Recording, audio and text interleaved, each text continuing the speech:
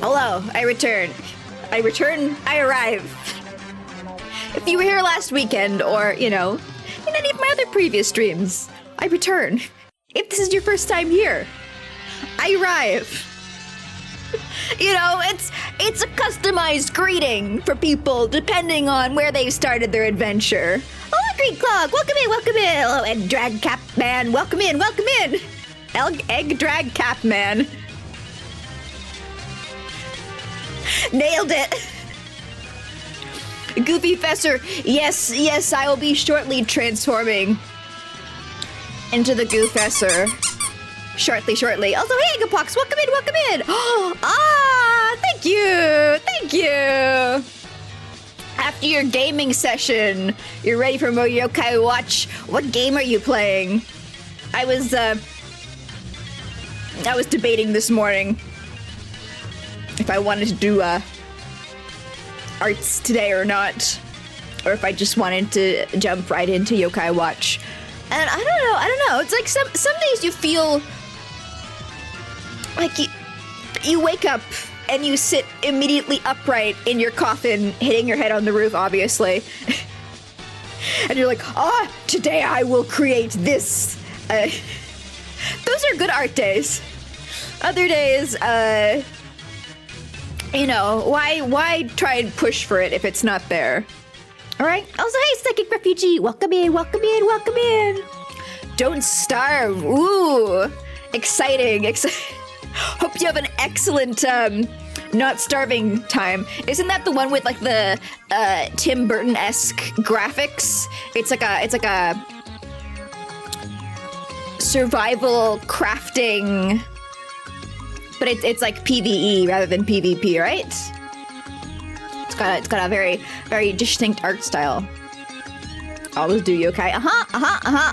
Well, normally I try and do a little bit of column A and also a little bit of column B. But today it's all B, baby. B from the start to the end. That's what I'm feeling. I've also I think I managed to, yeah. I decided to order some food today as a little tweet, and it came like very shortly before stream, so I'm late because I was frantically cramming it all into my mouth in one single bite. But I think I ate it all. Just scanning the floor for any crumbs that I missed.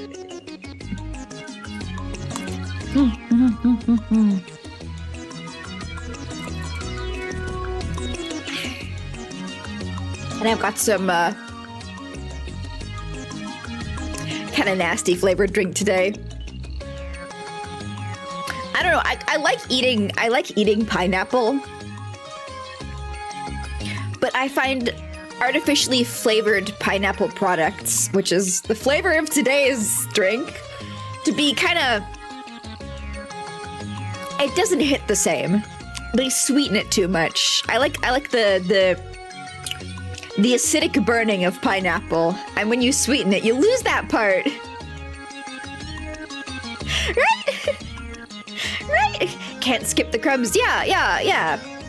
If you leave all your crumbs on the floor, that's how you get ants.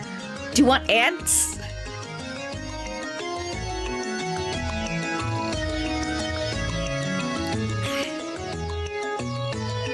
Bah. Well, hopefully I'll finish this drink soon. I can go get another one that's more to my palate. Oh, good news? I don't know. I don't even know if this is going to affect streams or not. Ideally, it should.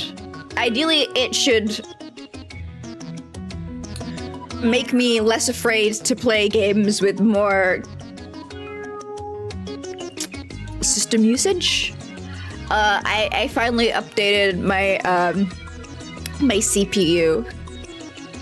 My internet went down this week, and I was like, well, now that my internet's down, I might as well take my computer apart and swap out my CPU. It was the scariest thing I've done. It was so scary. It was so scary. I was like going through the most intense emotional roller coaster the entire time. How much of an upgrade? I went from hold.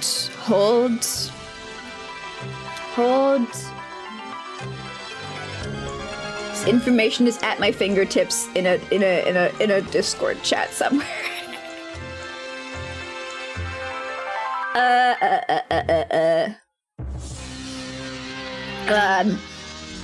i5 Intel to an i9. So that was my upgrade.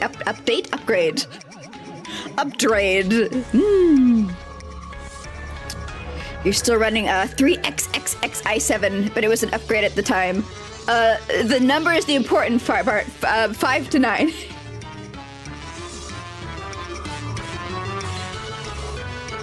Hope I got a new cooler. No. I got a heatsink. It's fine.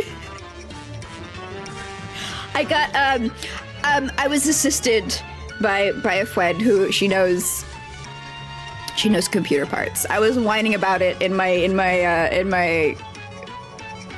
D&D Fridays game, and she was like, "I can help. I love upgrading computers." And I was like, "Thank you so much." But I was halfway through, 2 hours in, because it took me 2 hours to get everything disassembled, and I suddenly stumbled across like a thing online, a thread online where they're like, "Oh, don't forget to update your BIOS before swapping out to a new CPU, because it might just break your computer otherwise."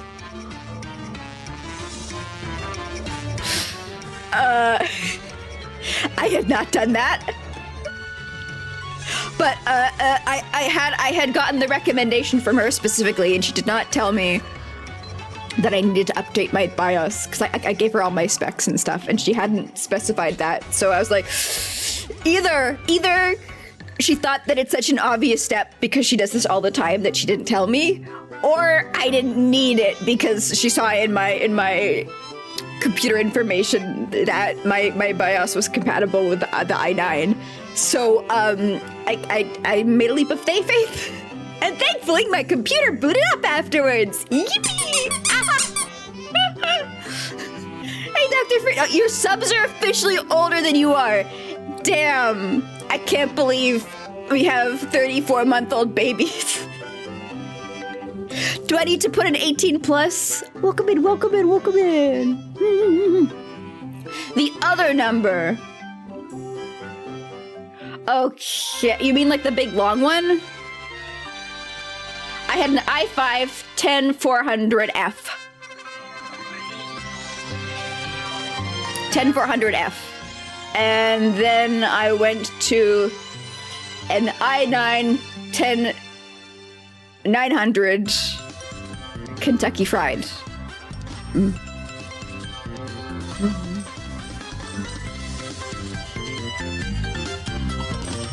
Did I replace the thermal paste? Yeah, I did. Yeah. I put just the size of 2 rice grains as instructed by the internet. So I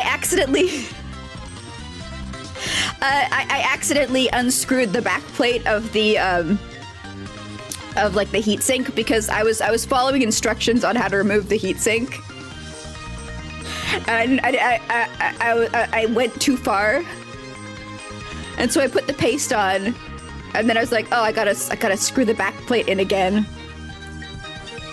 And so I had to turn my computer to the side, and all the heat, the thermal paste just like slid off. So I had to put it back on again.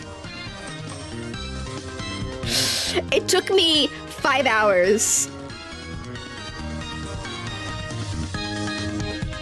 to disassemble my computer, swap the CPU, and put a new one in. 5 hours. 5 fucking hours. Because of my fragile little fingers, I was trying to get it was really hard to get like the fan off of the heatsink. It had like little metal grips that you were supposed to like just yank open, and my poor fragile little fingers could not do it. It was hurting too much, so I had to like jerry rig something with like I think I used like tweezers, but like I wrapped the metal around in the tweezers, and then I pulled on the tweezers because the tweezers were easier to like get a. It's like I was creating a fulcrum and lever based system with the tweezers. I don't even know how to begin to describe. Yeah, not the back plate. Yeah, the back plate. Yeah, the back plate. But thankfully, it allowed me to dust the heat sink under the fan, which I had not. In all my previous computer cleanings, I never took that off, so there was like a very thick layer of dust back there that I got to clean off. So, you know.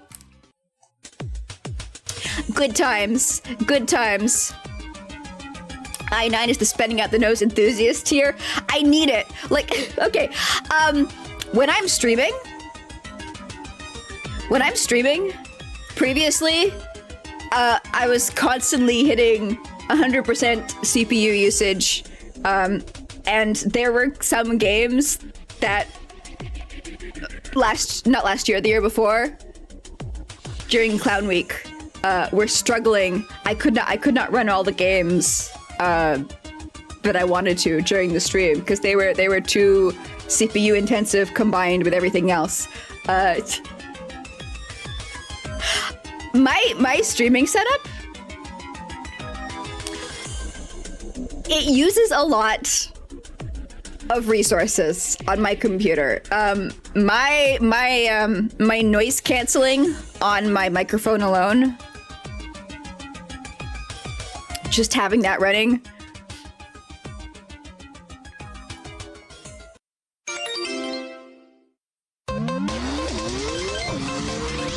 you might need a new heatsink. You'll see, unless you have a good heatsink already. There's heatsink in the box in there. I think I got a good heatsink. I think I do. Like, my computer's not old. My computer's not old. I got it. Was it 2 or 3 years ago? It was at the. Thank you, Arclinos. Wow, we're getting a lot of birthdays today. 3. Wow. Everybody's getting older. Only the most advanced algorithms can filter the noise from goofy talking. Yep. AMD noise reduction is very powerful, but very expensive in terms of process usage. Very process intensive. It was like at the start of when I started streaming. Like a few months in, because before that, when I started streaming, I was using my work laptop. It was like a partitioned computer, and it had like my Linux environment for work, and then it had a Windows environment that I was streaming from. And it was a very old, very shitty Asus gaming laptop. Because my company, when they bought laptops, they were like, the CEO, bless their fucking heart, was like, oh, I want people at the office to, if they want to stay later, like after work, to like play games with other people. People could have like gaming parties at the office, so I'll buy them gamer laptops. So that's what I started with, and then I bought the computer, and we had it was like my 3rd birthday this year. So it's around a 3-year-old computer. It's really not to the point where it's like there's ancient pieces in it. And it was very maybe not very expensive, but it was reasonably high tier when I got it. Just not high tier enough to handle my overpowering requirements for streaming. Streaming is a hungry, thirsty little baby. It consumes every resource that I have. Workplace LAN party. Exactly. Based CEO. Well, it didn't turn out the way they planned. Nobody did. I mean, people did at the beginning. When I first started working at the Brain Factory, we had a lot of younger employees, and they would do what was it? I think it was like Fortnite. They do like Fortnite workplace gaming nights. But over time, the workplace has shifted more towards older people. Like, people who it's like, oh yeah, I play games, yeah. My favorite game is Curse of Monkey Island. So it's shifted away from people who would be down for those kind of parties. We have some developers on our team right now who don't play games. They, like, at most they play games with their kids on like Nintendo Switch. They have game night with their kids where they play Minecraft together. That's it. Human age, they do, and you guys are so weak and fragile for it. Try not aging. We love Fortnite. I've heard, like, I've never heard people criticize Fortnite as a bad game. I've mostly, like, the most I ever see is people being like, haha, Fortnite Zoomer game. Or like, oh, Fortnite's cringe because you can be Naruto in it. The base game, from what I understand, is, you know, fun. Fun and enjoyable. Also, oh, Brady, welcome in. What losers, they go home and love their I know, can you imagine?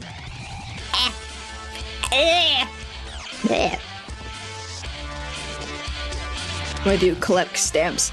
I guess they like, they watch TV and they read books. Who was somebody asked me a couple of streams ago. What was it they asked? They were like, oh, what kind of books do you read? And I was like, I don't really read books. And they were like, you don't watch movies, you don't read books. What do you do with all your spare time?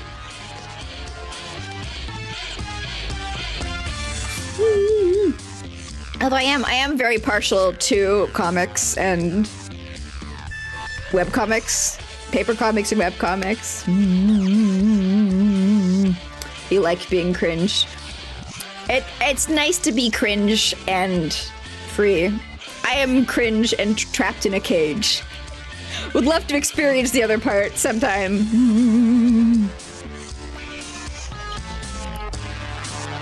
It's a fun shooter. Yeah. Like, I have negative 1,000 interest in competitive PvP shooters, or even not competitive, casual PvP shooters. PvP shooters in general, so it's not a game I would ever play, but I give those who play it, you know, the official sanctioned Goofy blessing.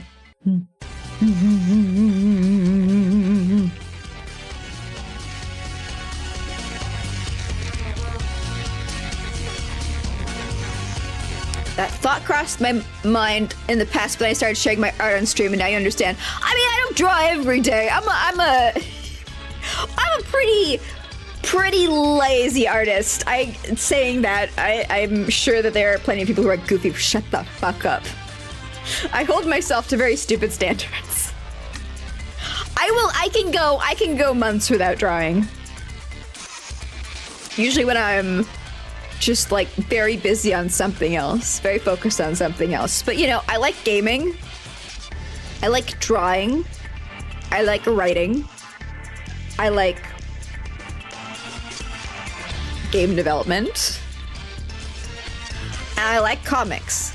The problem with comics is I can't put them down. So it's like if I pick up a story, unless it's so bad that I actually lose interest in it, I will stay up all night just reading. Very, very dangerous. Very, very dangerous. Why can't I love One Piece? I used to! I used to love One... The reason why I am so salty and bitter about One Piece is because it used to be like my great white hope.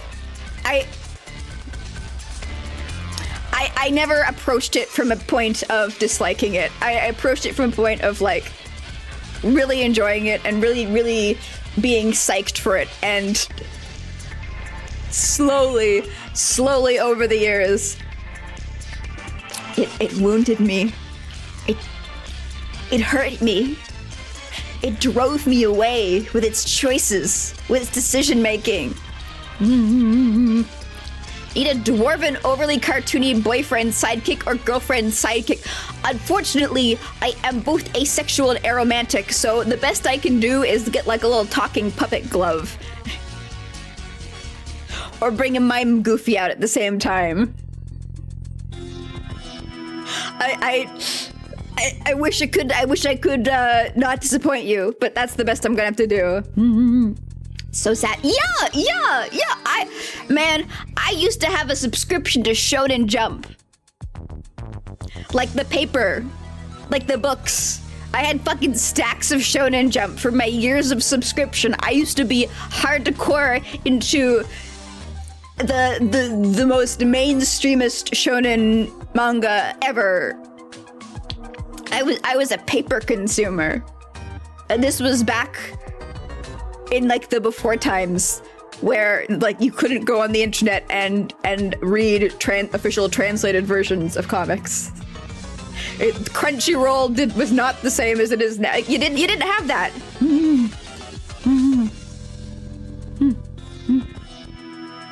Don't know how sad you went from Casanova to what we have. I don't even want to know what he is now.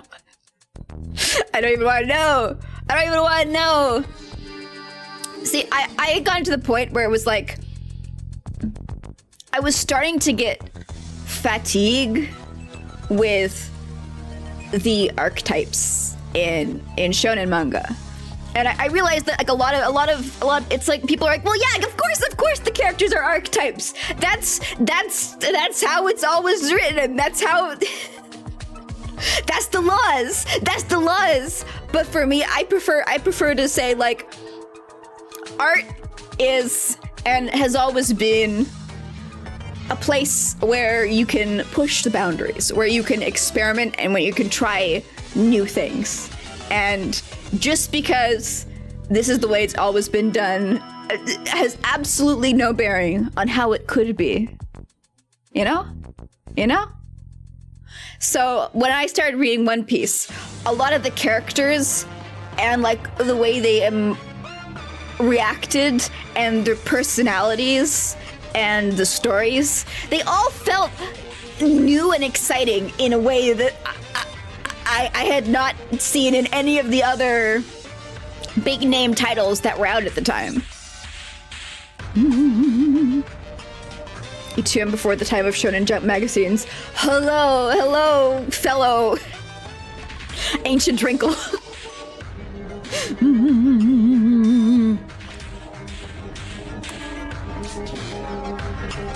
So that's why I got really excited, because I thought it was going to be like doing something new. And then it just stopped evolving. And honestly started devolving. It started fucking devolving. It got to the point where I felt like every single character on screen was Ned Flanders. Or not on screen, on page. Understandable, yeah. Yeah, that was my thing. That was my thing. It was the promise that I imagined in my mind.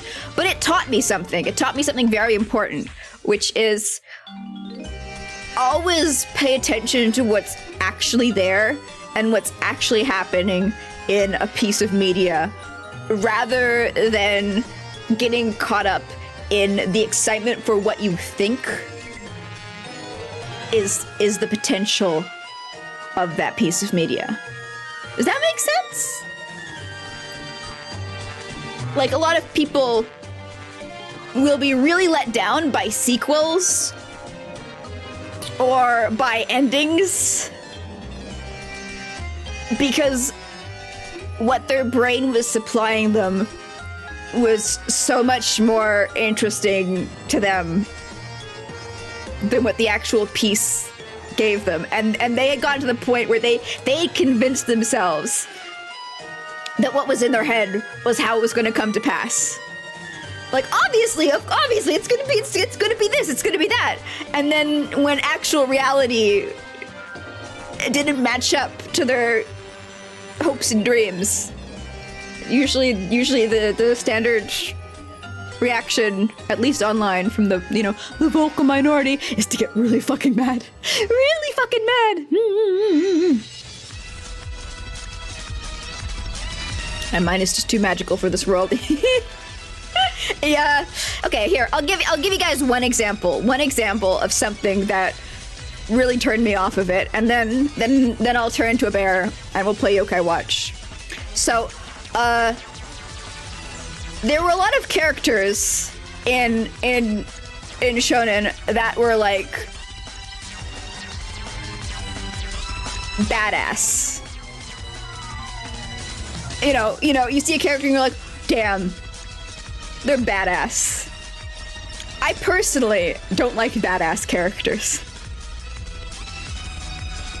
I don't like a character who, no matter what, is unflinching. I don't like characters who remain cool and put together and emotionally unperturbed throughout every situation. That doesn't resonate with me perfectly. I don't personally. I see that and it's like I don't see that as a character. I see that as just like a walking muscle. And I felt like all the characters in One Piece at the start, they didn't feel badass. They felt like, they were capable, they were cool, but they felt like they had a range of emotions and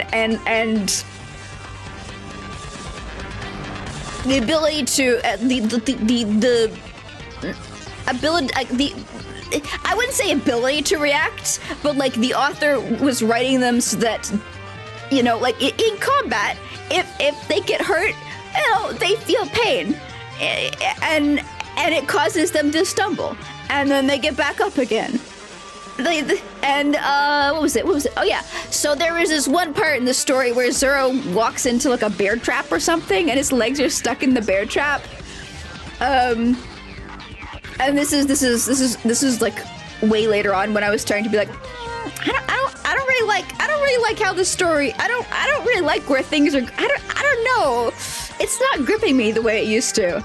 And so his solution to his legs being stuck in the bear trap was to just stick his own swords into his legs and start to saw them off.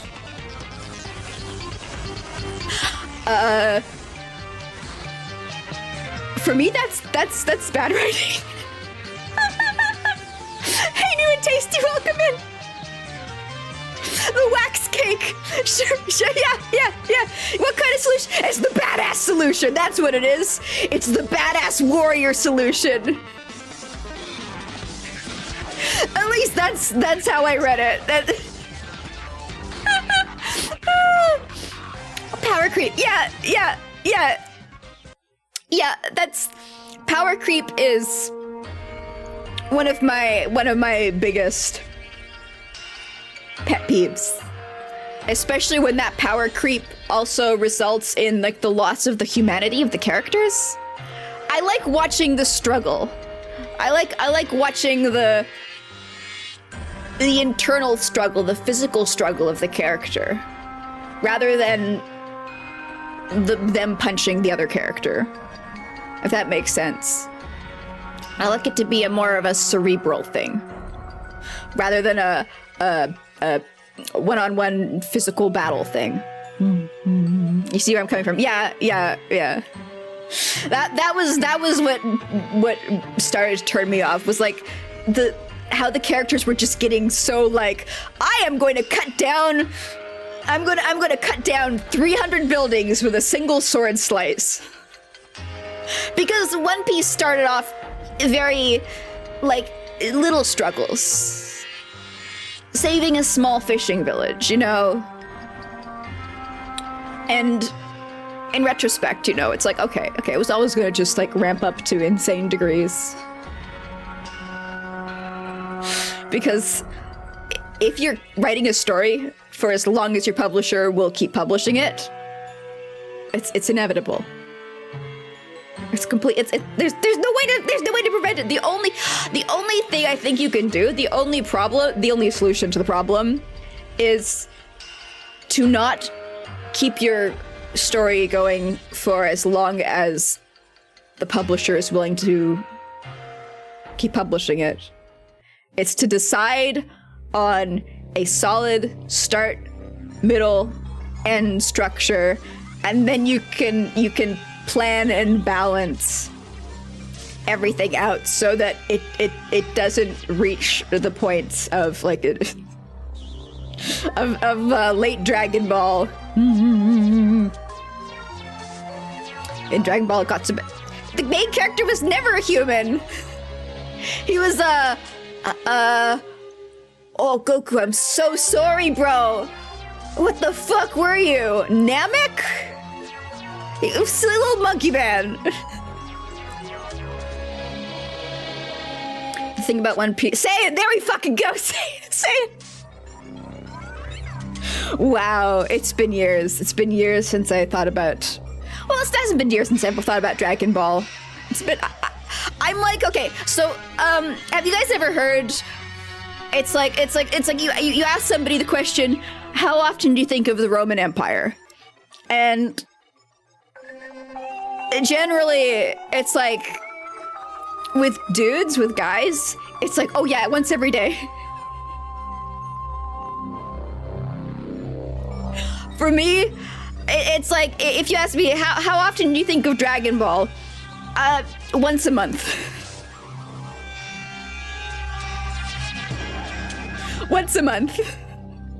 But I guess I just haven't thought of like them going Super Saiyan once a month. So I lost that part.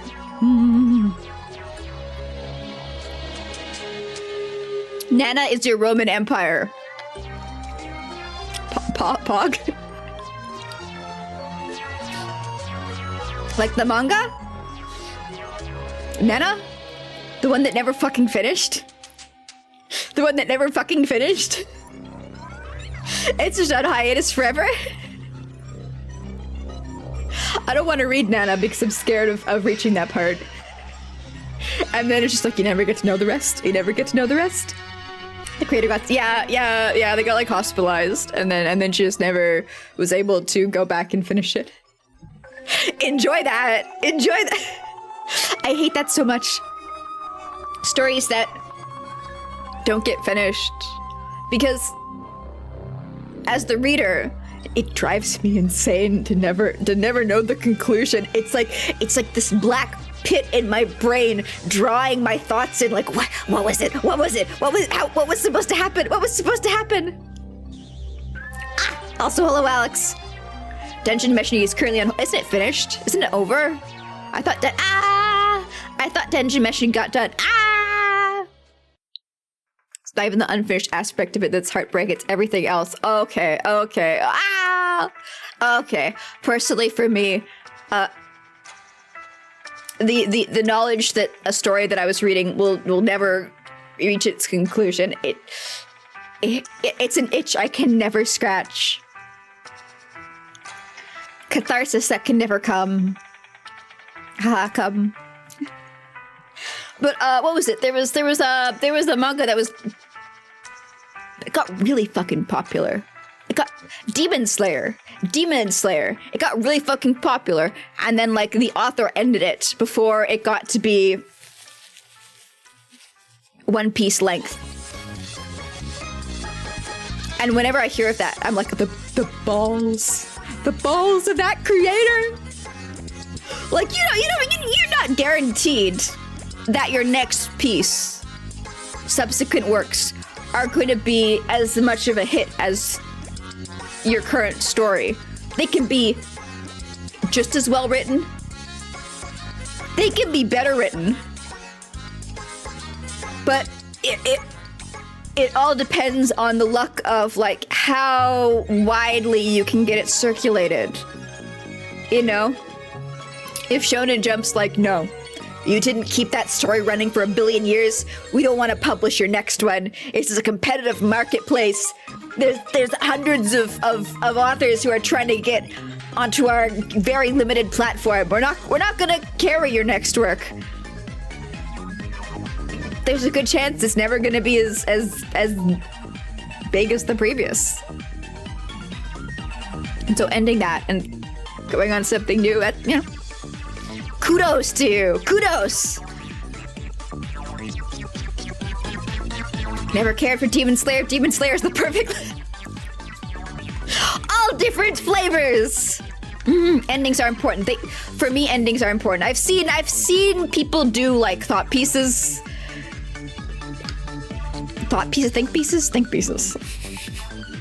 That hoe over there pieces about how it's like the journey that matters, not the ending, and stuff like that. And I'm like, man, but for me, endings decide if that story is going to live in my mind forever, or if it's just going to be like something I chew through and then walk away from, and it's like pours out my fucking ears. If I retain nothing. Even if some super popular thing, if you've made a super popular thing, if your previous publisher doesn't pick you back up, somebody else probably will. True, but the thing is, you might not be guaranteed the same audience. That's the biggest thing to me on whether you're going to succeed or not, is how many people are fucking aware of you. Because I have read so many really, really, really, really good stories that nobody fucking knows because nobody's seen it. Because it's not on a major website, you know? Or it wasn't published by fucking Marvel. Or it didn't get made into a major motion picture. Or and stuff coming from Japan to North America, there's still so much. There's so much that does not get widely released or seen in North America. Or even fucking translated. There's so many series that I love that have never gotten an English translation.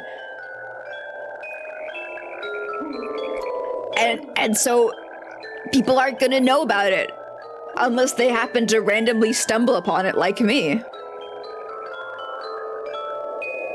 Your quality of your work has absolutely nothing to do with the success that it will reach. There's no correlation at all. At all, at all. I firmly stand by that. That's my theory. It's you can have the most amazing piece of media out there, and if nobody knows that it exists, nobody's gonna fucking read it. Nobody's gonna fucking watch it. Nobody's gonna fucking play it. Dice roll. Exactly. Yeah. So whenever you wrap up working on something that's crazy huge that's changed your life, and you go, okay, I'm gonna go work on something completely different now. Hey, it's another dice roll, you know? Maybe you're like Concerned Ape, where because it's your name that was tied so tightly to your game, you get a couple more d20s to roll for your next game. But if you're like a writer on some AAA game and your names are in the credits, you know, you got your name in the credits, but nobody knows that it was you specifically that wrote like all the best cutscenes in the game, and you go off and you start your own independent studio and you start writing games and you start working on games for that. There's absolutely no way that people are gonna be like, oh yes, it's the person who wrote the great cutscenes from the major video game that I love so much. I'm gonna go over their teeny little studio and check out their new 2D side-scroller pixel Metroidvania game. Because the writing in their other one was so good, it's gonna be great here as well. Right?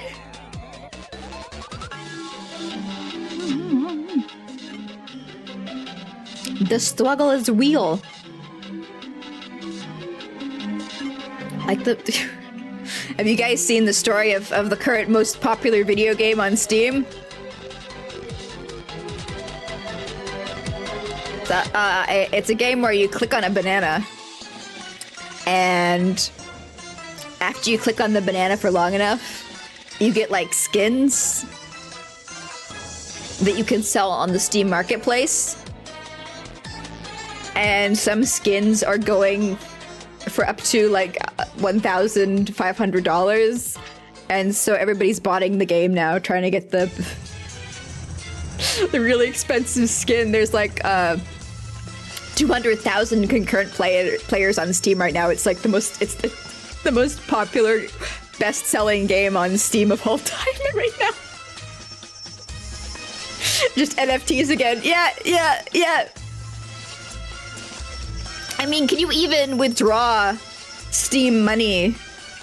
I guess what you can do is you can buy a game on Steam and with that money, and then you can like gift it to somebody else for them to send you payment on another site?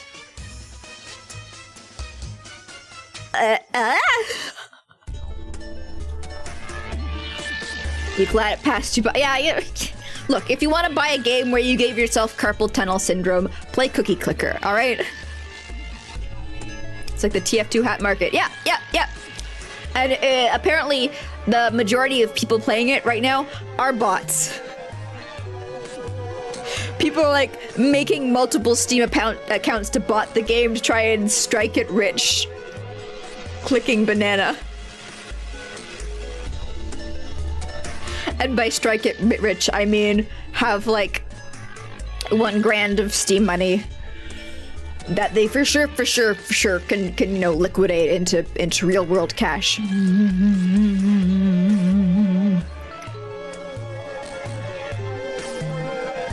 Yep. So that's how you have to make the guaranteed popular product is tell people we'll make money by consuming it. Imagine a comic that's like bundled with like a crypto miner for your computer.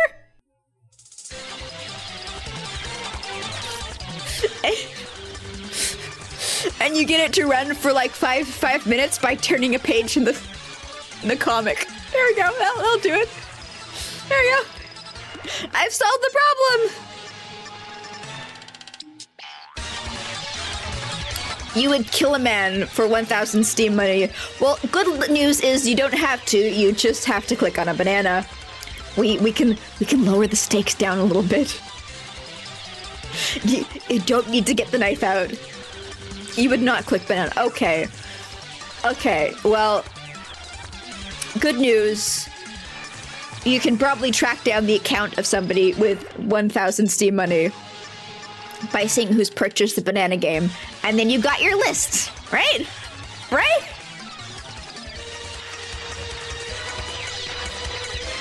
Imagine if you you got that much money on Steam, I think I would just buy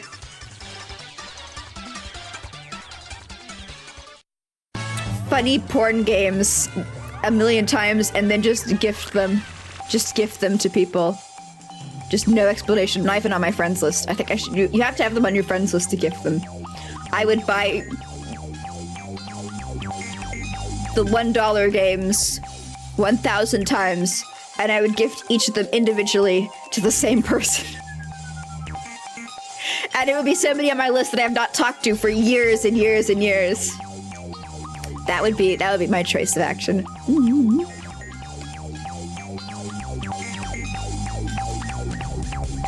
Why?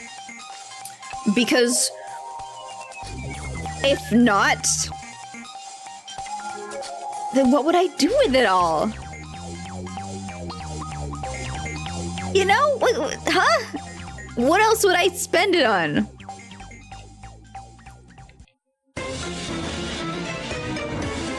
I've got so many games in my Steam library that I have not played. I don't need to buy new games for myself. Although I do have a new game that I want to play. I want to add to our games in the future list. The list just grows. It just grows. It's about sending a message, exactly.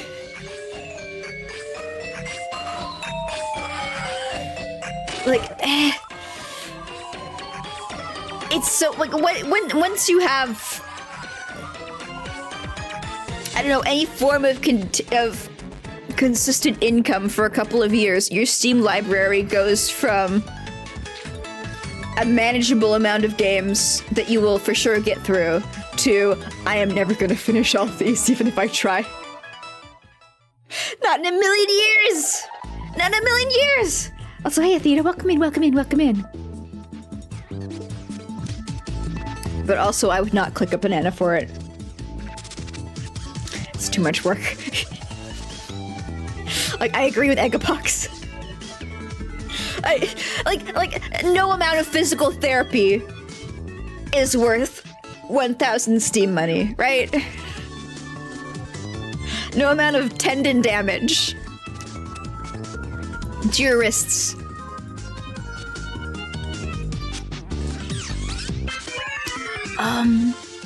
Let me just see here. Okay, we got an ad starting shortly.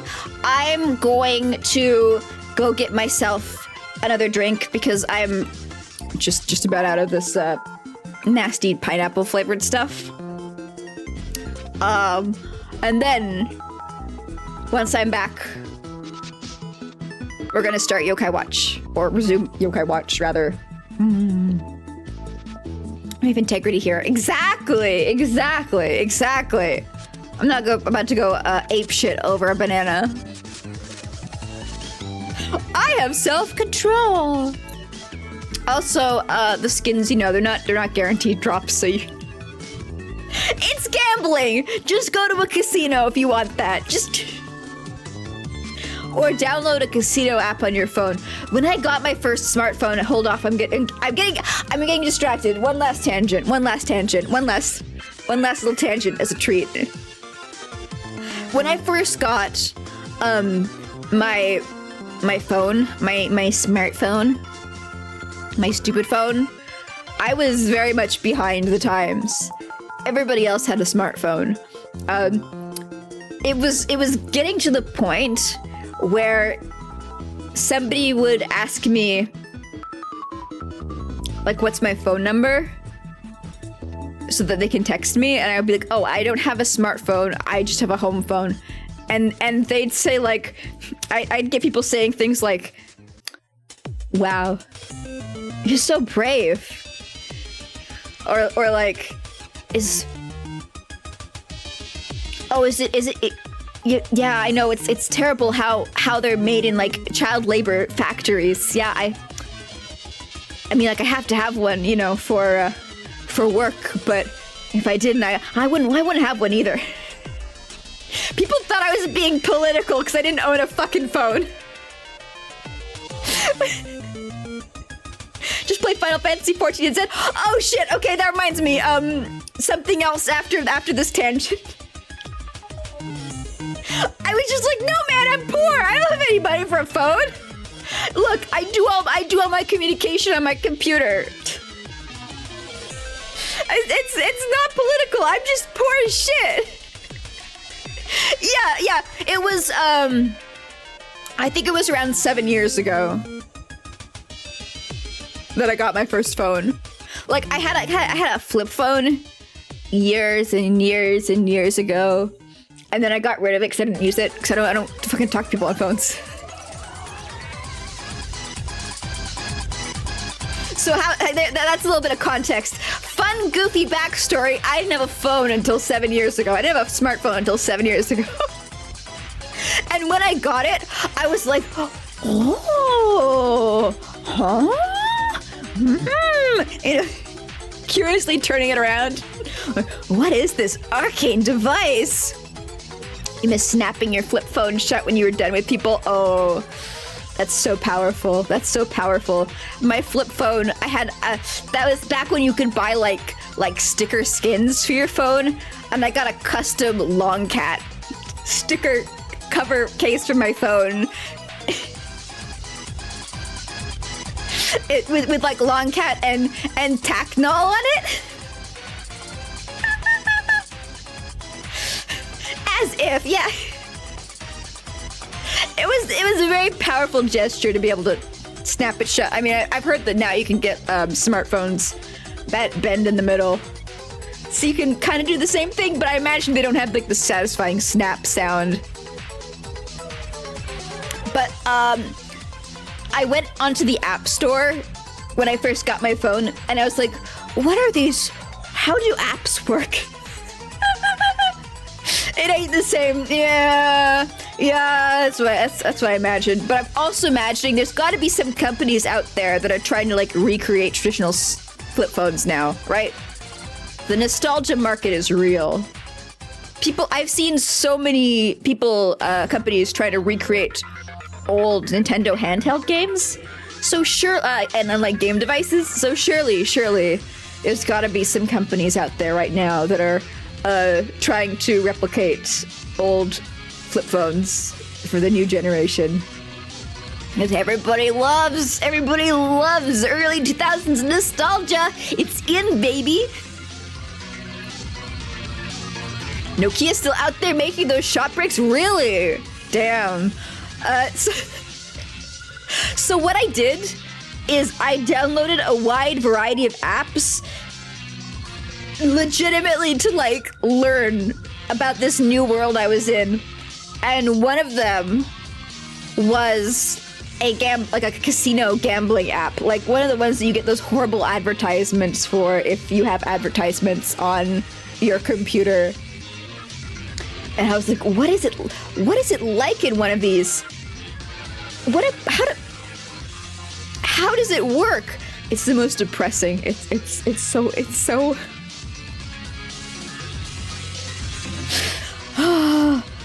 So you get put into this room, this lobby that randomly fills with other people who are playing, and you click the button to spin the slots with the free money that the game gives you. And what you can do, how their cash shops work, is for real money you can buy digital drinks for everybody in the room. You can buy like a, I don't know, like a sex on the beach for everybody, and then like an image of the drink pops up on everybody else's screen, and apparently the game tells you that it makes it so that you're more likely to like hit the jackpot or like get better spins on your machine while you're under the influence of alcohol. And that's it. And then like somebody will buy drinks for everybody else in the room, and everybody else will be like, we'll send like an emoji with like a thumbs up, like, hey, thank you. A round of French 75s for all your homies. Yep. Yours for only 99 cents. You can pour one out for all your homies.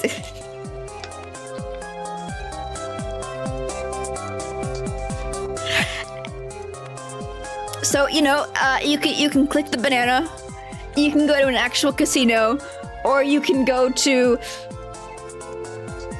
the darkest, deepest pits of your phone. And only one of those is going to result in long-term permanent wrist injury. The life of the party, exactly. Your old stream of personality is Y2K. I mean, I guess it's good to have people who were actually sentient during that time, representing like the true Y2K. We can't let the Zoomers corrupt our history that we were there for, you know? It's not just your costume, it was my life. I get to live through the AOL online dial-up internet. I was there. Right? Although it's really wild seeing people like actually get seriously into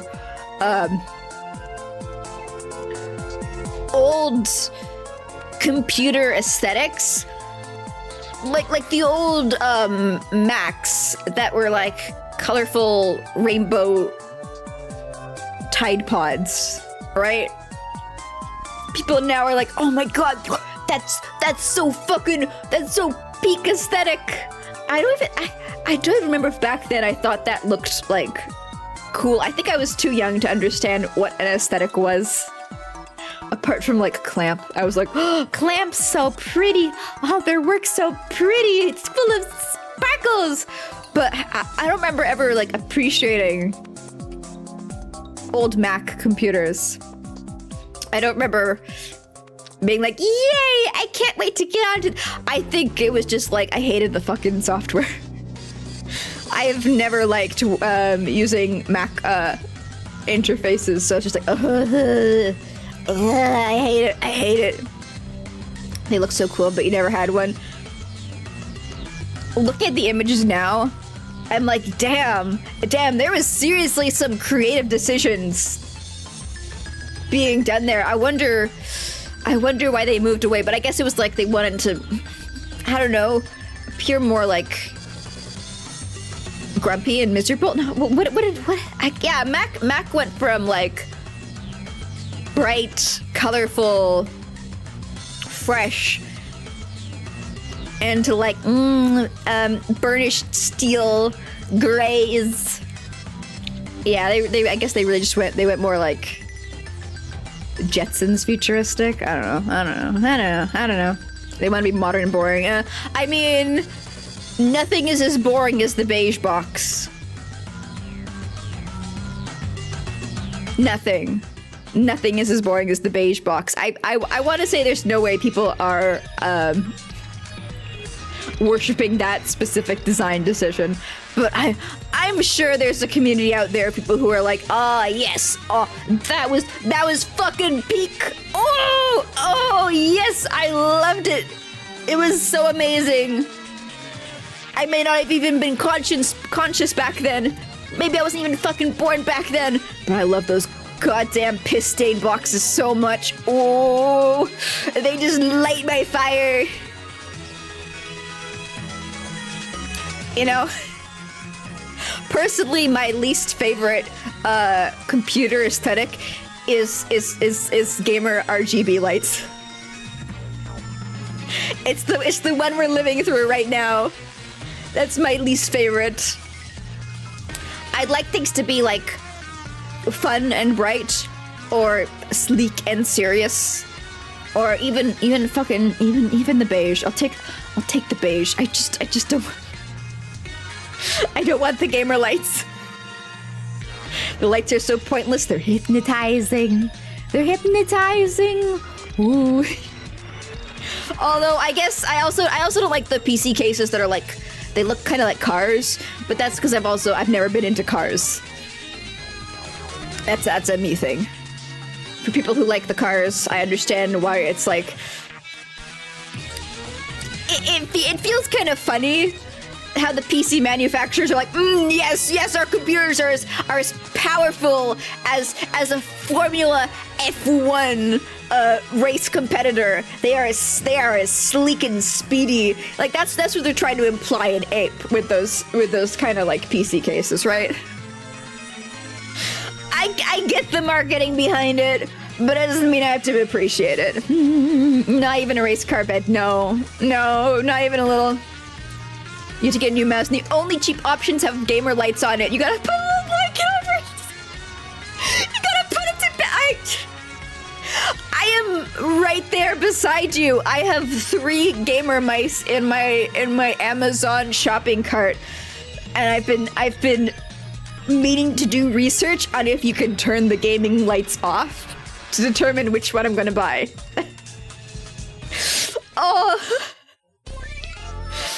Oh, that's so cute.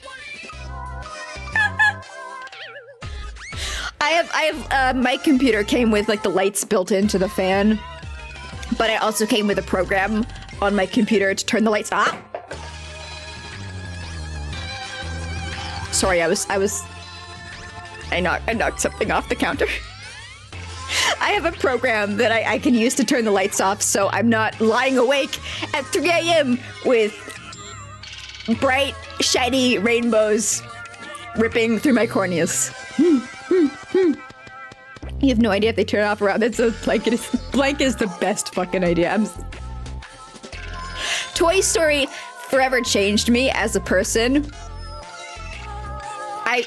I still want to tuck stuffed animals like in and make sure they're comfortable, so that when they come to life, when I'm not around, they're all nice and cozy. So the idea of like taking that and then also applying it to computer hardware,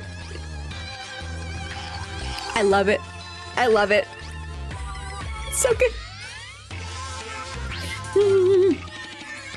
You just use a static color. Mood lighting is cool. I will agree that people think mood lighting is cool. Personally, I just like a nice, clean, white light, as is in this room. But I will concede that that is the opinion of some other people, and I respect you for having an opinion. I like it when people have opinions. Yeah. Yeah.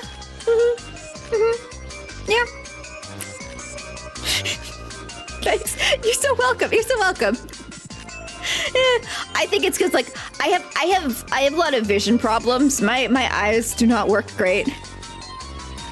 So I just want to be able to see things to the absolute best that I can, because I'm fucking struggling so much with just having like working fucking eyes. So I want things to be as clear to me as possible. I don't want some aesthetic dark purple lighting leaving me scrambling around like, where the fuck is this thing? I can't see anything. Also, hey Rex, welcome in. That was my whole Halloween costume last year, gamer art cheap. I know, it was the scariest thing I could think of. Mechanicat, did you forget Halloween costumes are supposed to be spooky? Yeah. True, yeah.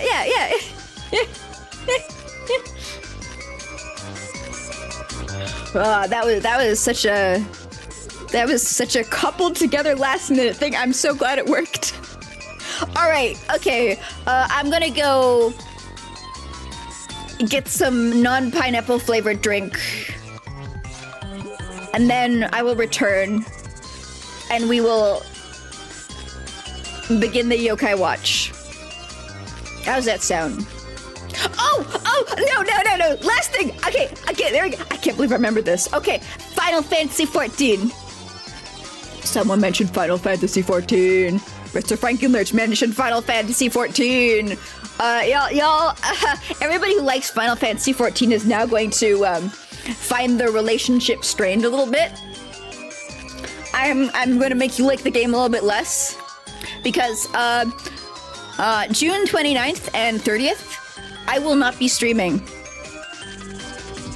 I will not be streaming because I will be playing. I will be early access playing through the newest expansion to Final Fantasy XIV, Dawn Trail. I took the week. I took the 28th. All through the next week off my job, so I can get through the new expansion. Yeah. So message effects. What's message effects? Is that a new Twitch thing? Yeah. So.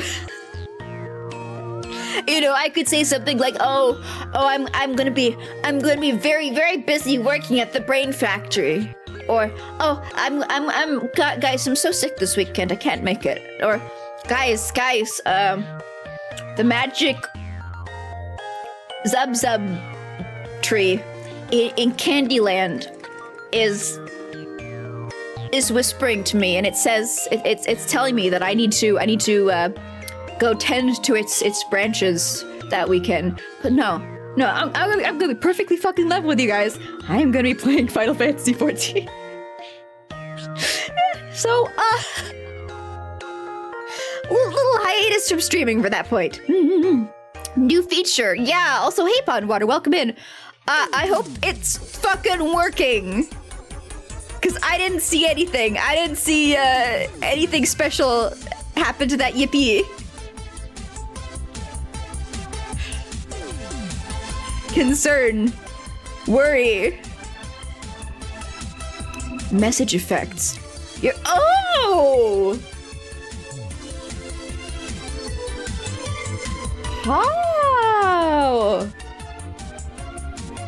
Wow! It's not showing up on my stream chat. That's a me problem. I was concerned that maybe it was supposed to like pop up the message on my screen somehow, and it was not doing that. Gigafy and emote. What? On-screen celebration. Wow. Wow. Okay. I didn't even get a fucking email about these features. Thanks a lot, Twitch. I've heard people complain about how Twitch has got like the worst track record for letting people know when they have new features added to their platform. I guess you're watching it like live right now.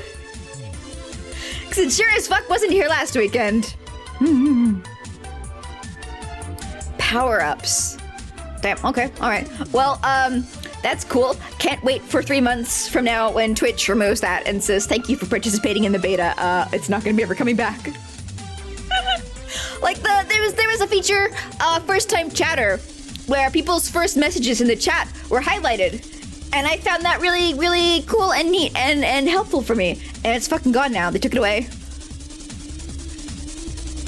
Took it away like 2 weeks ago. Like, okay, yeah, we're done with that now. Bye. Maybe a little messy since you can't turn it all off, but cool. Yeah, you know. Just trying something new for a bit, then they're gonna get rid of it again. Oh well. All right, I will see you guys in like 3 minutes or whatever, and we'll begin Yokai Watch. Until then.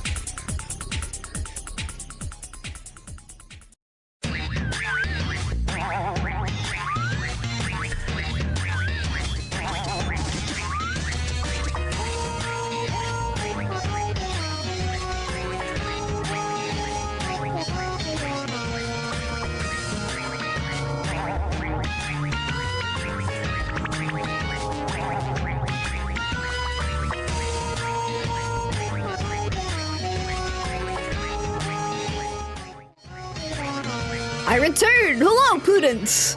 I think there's a ghost in my closed caption generator. I was getting settled, ready to return, when I noticed that my captions said Princess Play-Doh. I sure never spoke those words out loud. Welcome back. Yeah, it's your favorite professor. Yeah, I don't know, man. I don't know. I can't explain it. Who knows? It's a mystery. Yippee! Let's see if things will just work. I'm used to only playing one game at a time, so I don't know if my setup's going to just...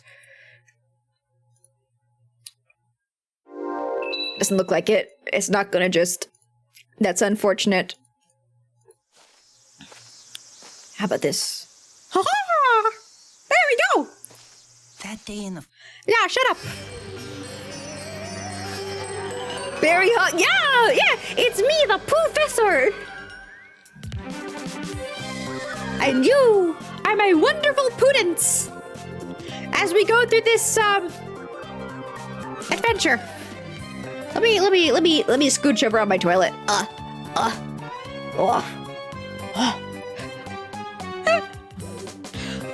There we go. Good enough.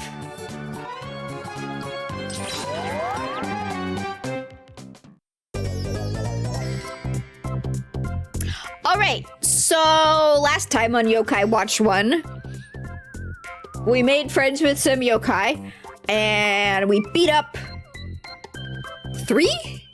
I think it was 3 bad yokai who were trying to open seals in the town to release energy in the town to make bad yokai come to the town. Yeah, that's it. We're starting off simple with the story, alright? Easing our way in there. Like a greased up hamster in a... Alright, yeah, so we had a sleep. Now we're waking up.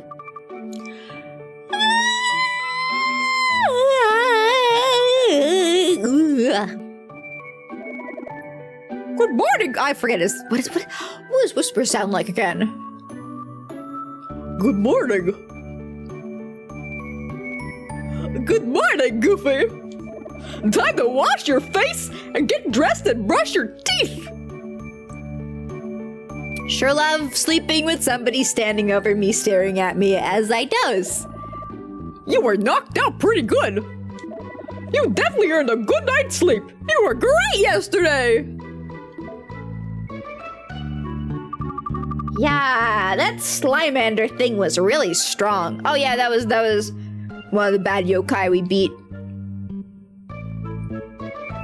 Cause it was trying to release bad energy. What if another yokai that powerful would have shown up? Well, I guess you would have just fucking died, and there, Goofy, so don't look a gift victory in the mouth. Sorry, I mean, worrying is often an act of wasting one's energy, Goofy. But in this case, it's valid. I think we'll need some stronger yokai. The stronger yokai is, the better it is at concealing itself. We must upgrade your— oh, fuck this mechanic again. I think that should be our focus today. What do you think? Sure, one mechanic a day. I'm definitely not impatient. Go to the watch shop. You know, type the same watch shop from Yokai Watch 3. Alright. They're actually the family that run the Yokai Watch shop have been dealing with yokai for decades. They're actually the ones who created the yokai— That's not true. That's Steve Jobs. We know that. So we'll be in good hands when it comes to an upgrade. Wow, that sounds awesome. Let's go. Agreed. Timers and more. Here we come. Oh, so we're finally gonna get another map unlocked now. Whoa! Maybe it's gonna be like one map a day kind of deal. Although I do like it if they would unlock the entire map at once. I understand why they do not, because this is a smaller game than Yokai Watch 3, so they don't have like 800 handcrafted maps that they can overload you with. Actually, this might not be unlocking a new map. I guess we'll find out.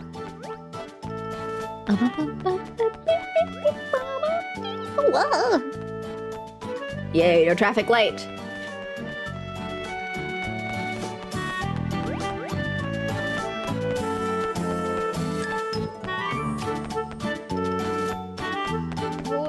Yokai down here. If I talk to him, am I gonna have to get in a fight? No, I fought him earlier, right? That battle was beautiful. Yeah.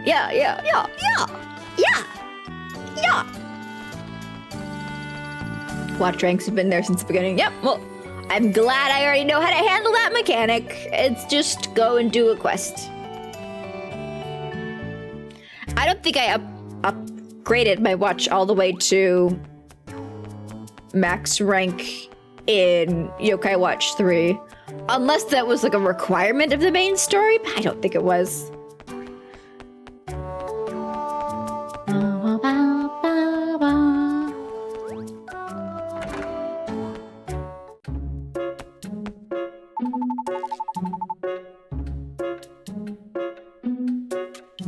Hello there! Welcome to Timers and More!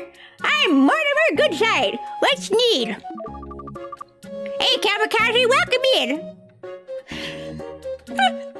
Welcome. I have some questions about this watch. Sure, let's take a look, see at what we got here. Oh, you got yourself a genuine Yokai watch there. That's a nice one. And who's that little yokai you dragged in here? I'm Whisper, Yokai Butler Extraordinaire! At your service! You can see oh, that bear's moving in the corner. Ah! It's just like me! You see that bear right there? You see that bear right? Watch, it's gonna wiggle. Boy, you better be wiggling.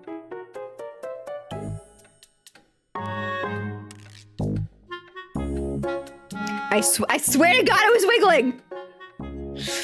And you'll see. It'll wiggle again. Keep your eyes on that. You saw? Okay.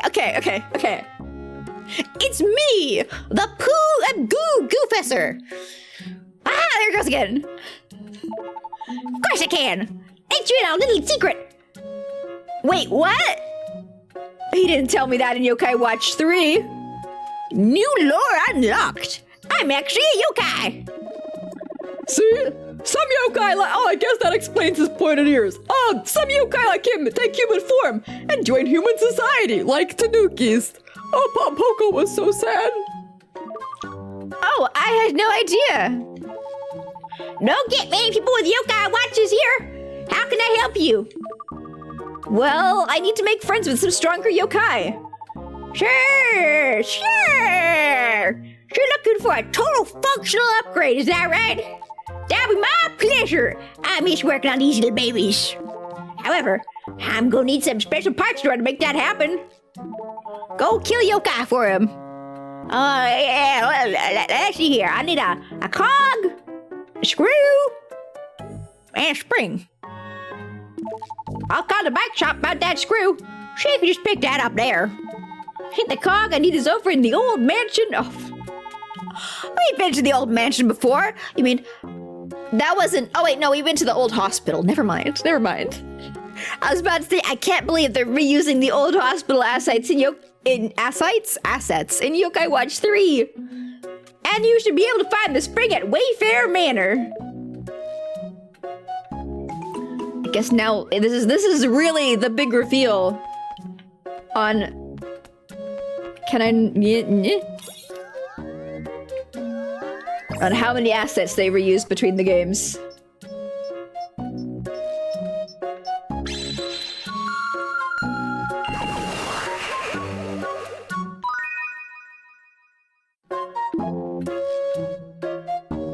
Yo.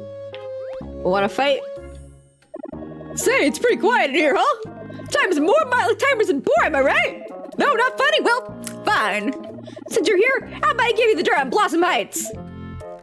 Sure. So you know what's up at the top of Blossom Heights? Way at the top of all those stairs, there's a temple. Shooting temple. Once you see the big statue, you know Mr. Zen's nearby. None of that's particularly interesting on its own, but it turns out Mr. Zen has some really crazy powers. How crazy? Well, he can take two things and turn them into one thing. Ah, yes, the yokai fusions.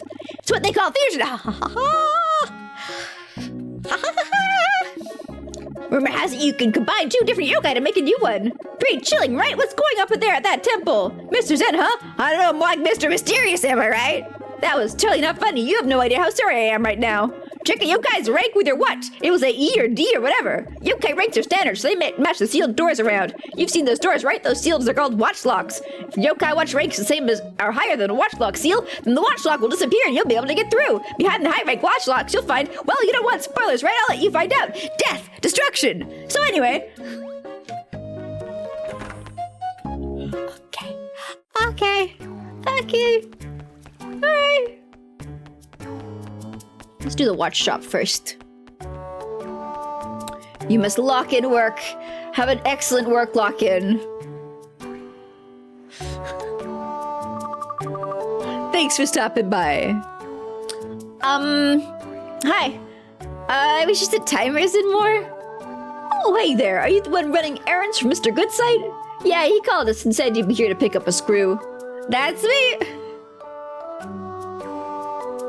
If I walked into a bike store and asked them for a screw, I would get scowled out of the shop.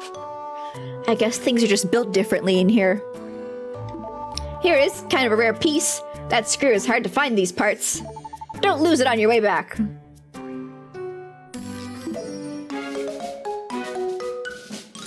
Okay, it looks pretty standard to me. It's because it's a haunted screw.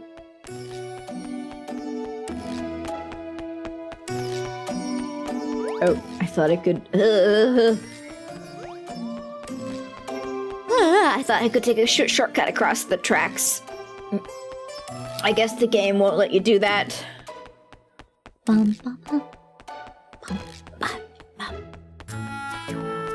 Oh, it's the candy store. Can I go in? Yes. Yeah. Oh, they don't have the... where's the random... Oh, they don't have the gacha mechanics here anymore. Unless... No?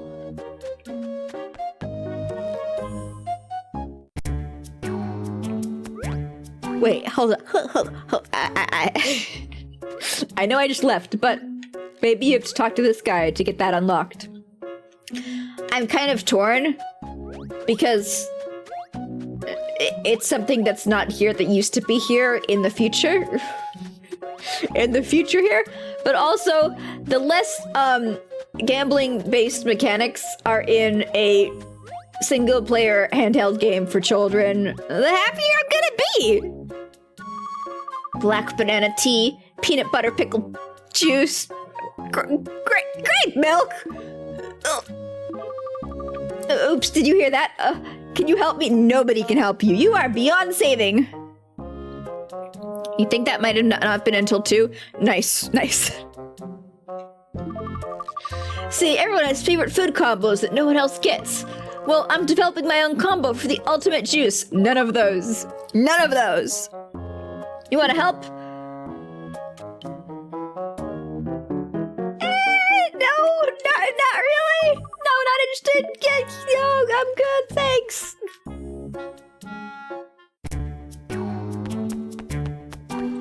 What kind of standard screw is a wave cut? Just hammer it in.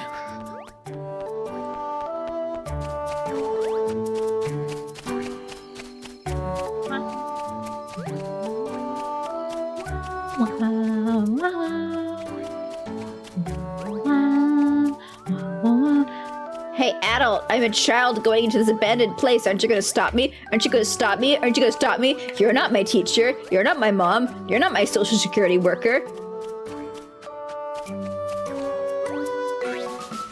Oh. Lemon Tide Pod.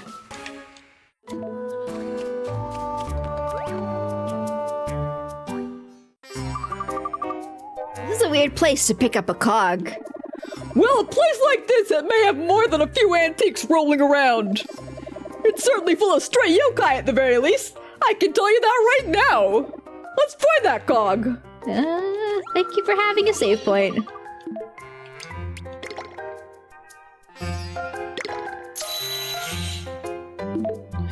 Are there other save slots?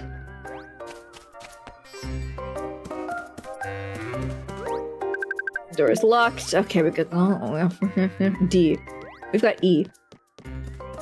Or do we have what letter comes first in the alphabet? A B C D E F G H I J K L M N O P Q R S T D.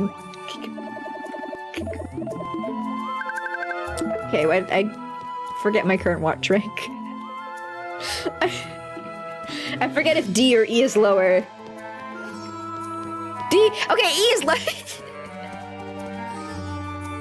Not me repeatedly playing through the alphabet in my brain. It's fine. It's fine. Yeah. This place looks like a dead end. I would take a gander at that wall if I were in your shoes. Unfortunately, I don't have fucking legs. Seriously, look at it. Alright. But I've been trained by Final Fantasy to not look towards the eye mechanic. Wow, look away. Which shall we should go first? I guess up here. Why not? I always want to take the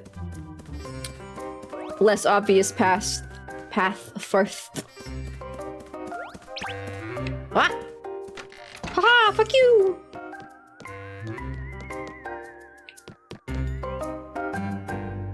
When it comes to mazes, footy printies, feety printies, footy foot. Ooh. Footy footies.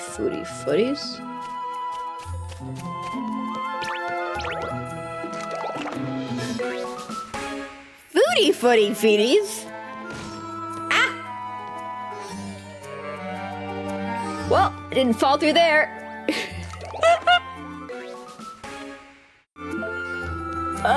Was I supposed to fall through that? Or is it just like if you pause, you fall?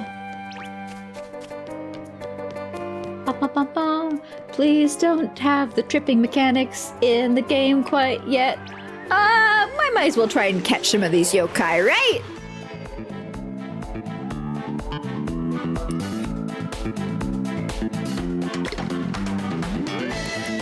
Oh man, I don't have much food. I really thought I'd have food. Snufflong, what do you like?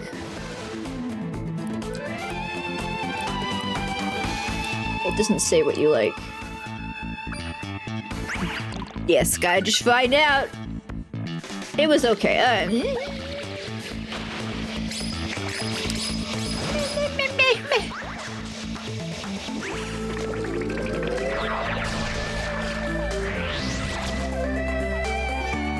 Good at oh, that was an attack? Okay. I thought that was gonna be an attack. I have to check, I have to pay attention to what ultimates each yokai has. Yes.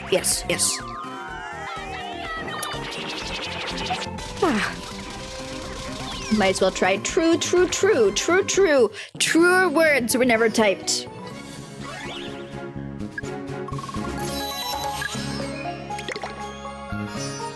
I can't even see. Hello, Snatsalong. Gee, you're strong. You wanna be my friend, maybe? Yeah. I can't even see what type they are, right? So long. Just gotta catch them and find out. Oh, let me. Yeah. Let me check something out.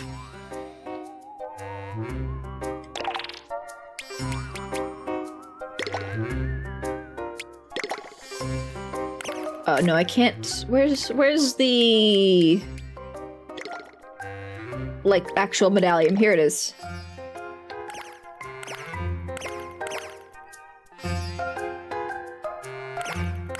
I need to get a Hungramps. No!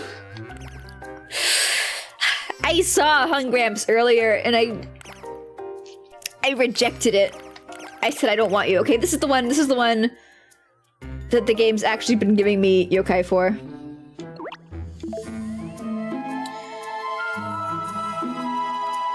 Yeah, a lot of these names, I don't think I'm just gonna be able to find them out in the wild. Especially not like Happy Hour. Draggy.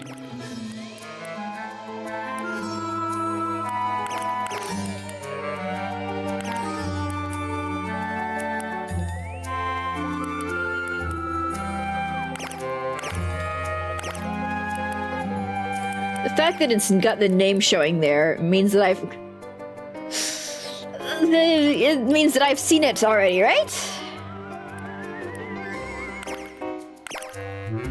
I guess not.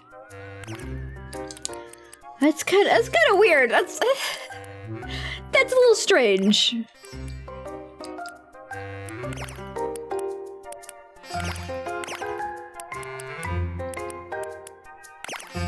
That's one thing I find about Yokai Watch is it's really bad at introducing new yokai. It just starts off with like with Yokai Watch 3, I felt like maybe it's really bad with like introducing new yokai because it's the third in the series, so it's like clearly you've played the last two, right? I think that's just a freebie for names. Nah, yeah, maybe.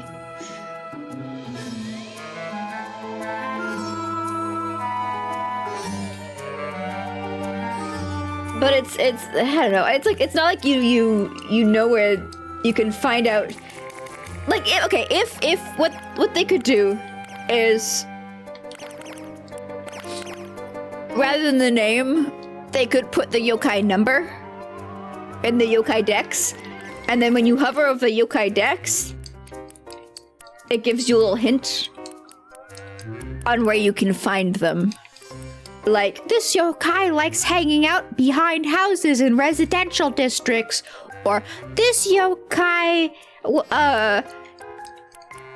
is rumored to be a fusion of two other yokai, or you know, like clues, not just like coordinates. Or like, if it's a yokai that you're gonna get through the story, it was like, this yokai is very rare and hard to find. But, you know, if you... very eager to be your friend or something. Right? So you can, like, look at the summoning circle, and you can be like, okay, that's number so-and-so in my dex. And you go over it, and it's like, oh, this yokai has yet to be seen around these parts. Like, okay, I can't do anything to try and get it yet. That'd be too sensible. I know. I really like games where you don't have to look up information online. I love games where everything you need to know to catch that yokai is contained, or to play that game is contained in the game.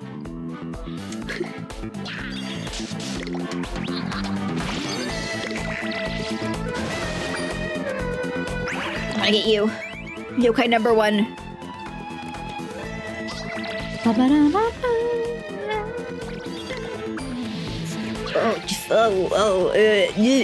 Art time.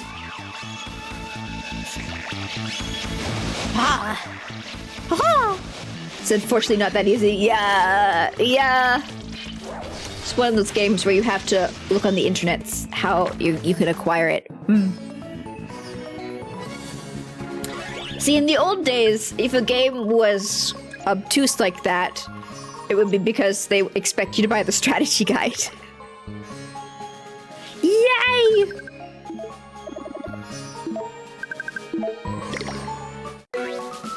Number 1 in the dex.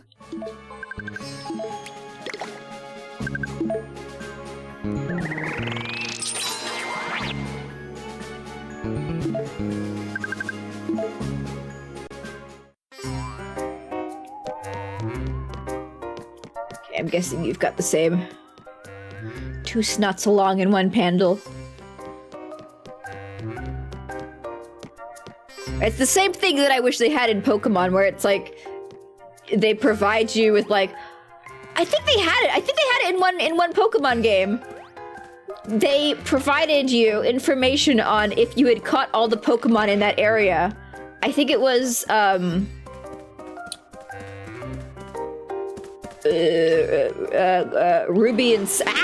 Ruby and Sapphire remakes.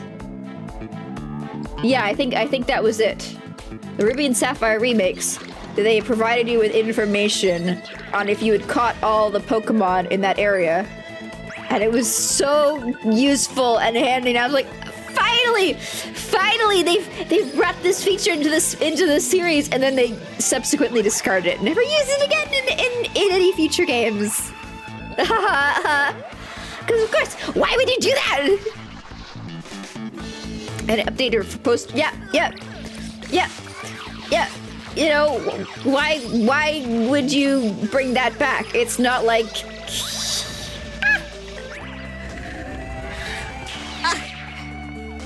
Let me stretch.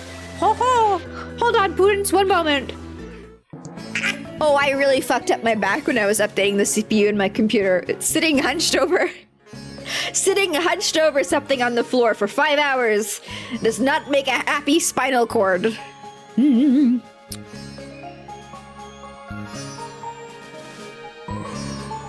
If Yokai Watch's strategy guides, they had guides in Japan at least. Yeah, they got to have had. They got to have had. Like, this game is crying out for one.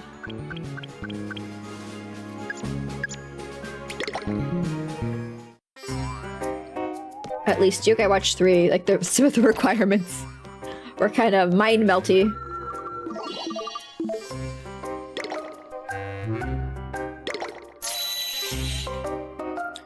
Did they flat admit not keeping systems from older gems so you have to buy the older games? They said that they were swapping systems between each of the generations. And their reasoning was they wanted each generation to feel unique. Or at least in the interview, that's what they said. Okay, this is not... I can't progress further until I get that key. And it's not through any of these passages. So I need to...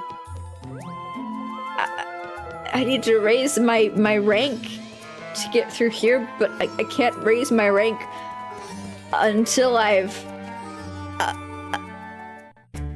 gotten the item from this area, this... Ooh. My brain is milky. Oh, wait, I think, okay. Single thought, single neuron triggered. Brain activation, let's go. Wait, you're new. I want to see if I can catch you. Also, hey, Crab, welcome in. Yeah, so, that was what they said. I don't know if people interpreted that as, like, they're bullshitting you. That's not the real reason why they did that. 'Cause it seems like such a stupid justification, because it's like, is the entire new area and all new Pokedex and new character roster and new gyms not enough to make the games feel unique between each other? Like, what? Huh?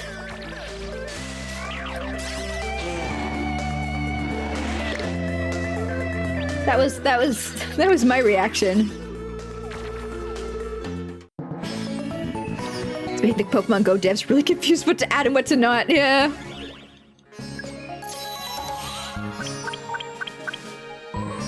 It always bothered me that they would add in something really cool and really useful and really, like, okay, like this is a step up. This is a progression. This is an evolvement. This is a refinement of the Pokemon's genre.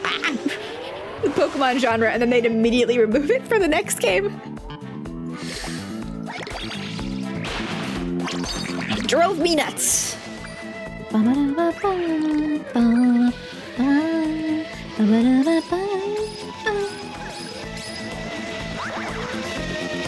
So I can understand why people would interpret it as being like, no. They're just gatekeeping it to force you to buy the older games, but at the same time, like, all of the older games are on systems that you can no longer buy, right? So that seems like also an insane theory. Can I not catch that one? Okay, so. Ha! Ha! Ha!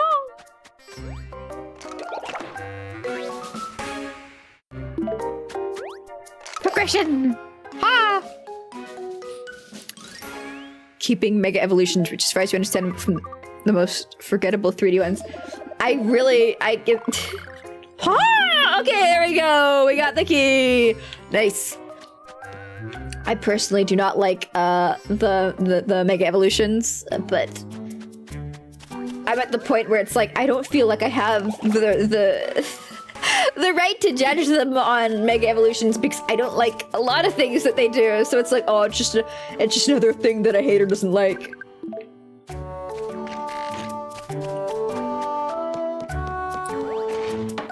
But I dislike them not because of how they influence the game mechanics. I dislike them from a narrative standpoint in terms of how the Pokemon world works and behaves. I don't like any evolution for Pokemon that can be de-evolved afterwards because I'm like, that's Digimon, dude, that's Digimon. It's the wrong one. Digimon can de-evolve because they're not living creatures. Oh, okay, so this is a dead end. They're digital monsters in a digital world, right?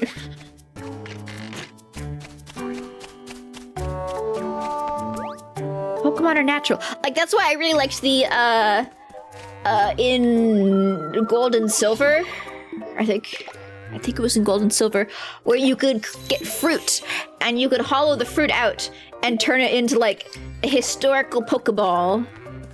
Because it made sense in terms of the world. Like, oh, yes, back in the old day, we put our Pokemon in nuts. Right. Yeah, I'll talk to you. Apricoins, yeah! Yeah, where's my stick? Oh. My stick's right here. I'm hiding it so that it doesn't get in the way of your pooing experience.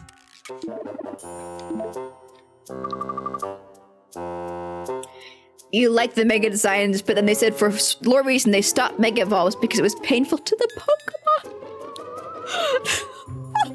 See, that's why I'm like, I don't like the concept of any Pokemon like evolving then unevolving, because it's like, what kind of horrible technology are you subjecting these creatures to? How could you? So what's up with this yokai? That's back. Come on. Whisper voice. That's Baku. It's known for eating people's nightmares. Nub.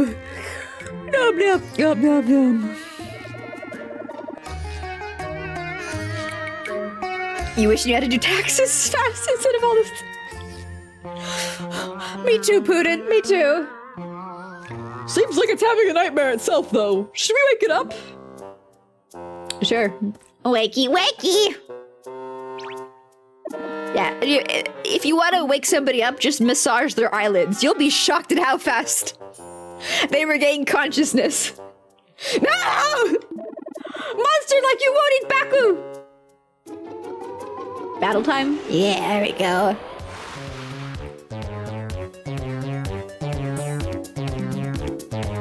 I'm guessing I can't catch it. Yeah, nope. I keep thinking it's always spin. It's not always spin, there's other ones as well.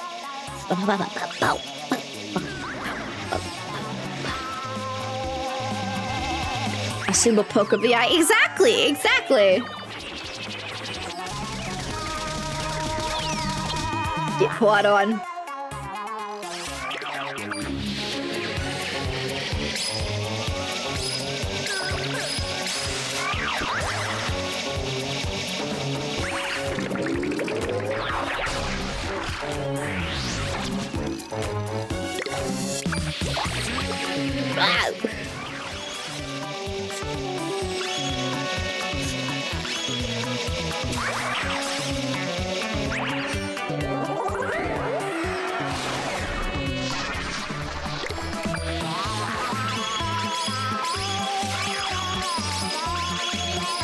Oh, perfect, perfect.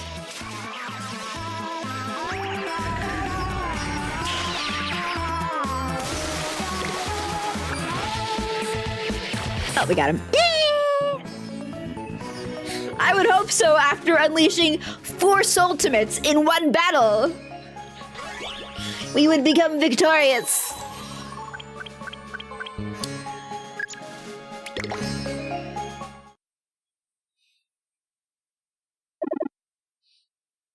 My favorite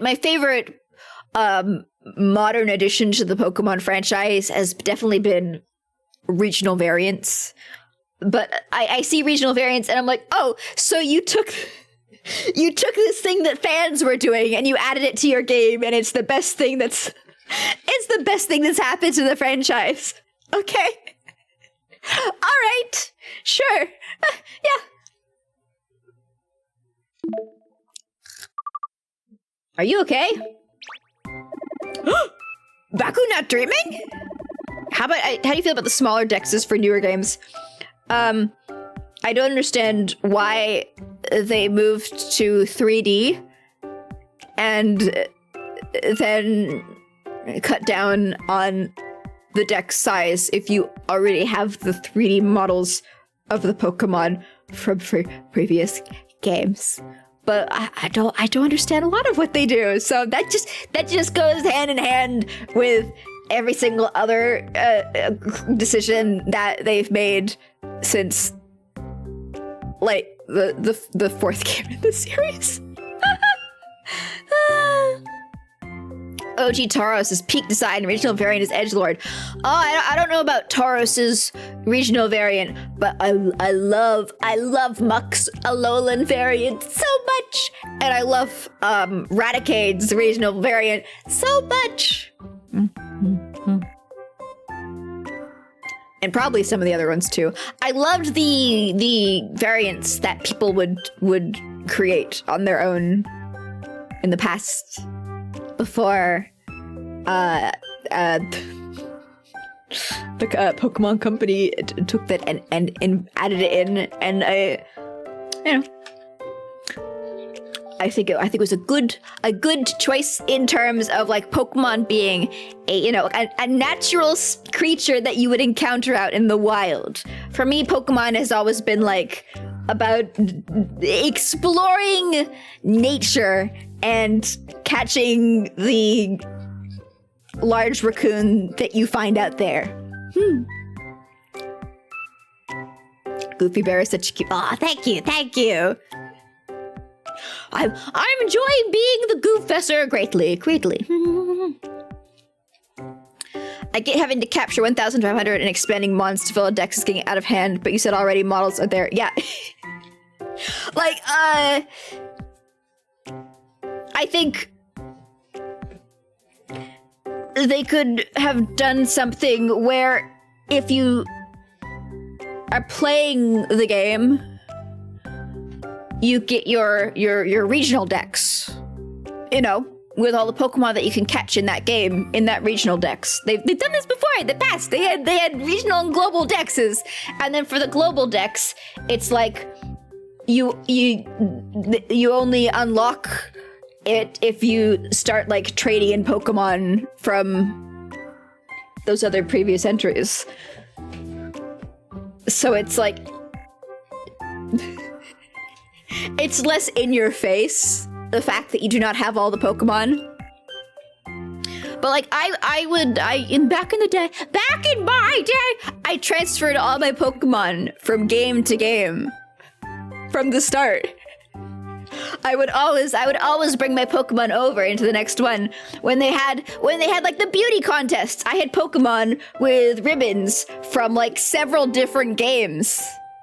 And that it just felt so good. It was so satisfying. But then what was it? There was one Pokemon game where they decided on like the fun new unique mechanic for that game to make it feel special and different and unique was limiting the amount of Pokemon you could transfer onto it daily. Or it wasn't even daily, it was like weekly or something. It was this incredibly strict hard cap. And it was like once the Pokemon are transferred, they're not just immediately transferred into your game, they're sent to your like safari zone, and then you have to like catch them again. And I had so many Pokemon to transfer over, and I looked at that and I just said, okay, I guess this is where all of my babies that I've brought with me from game to game fucking die, because I'm not doing that. No, I'm not doing that. This is where the limits of my love end. So, you know, when Game Freak makes questionable decisions in the modern age, I'm not really surprised, because they've been making those decisions since way back.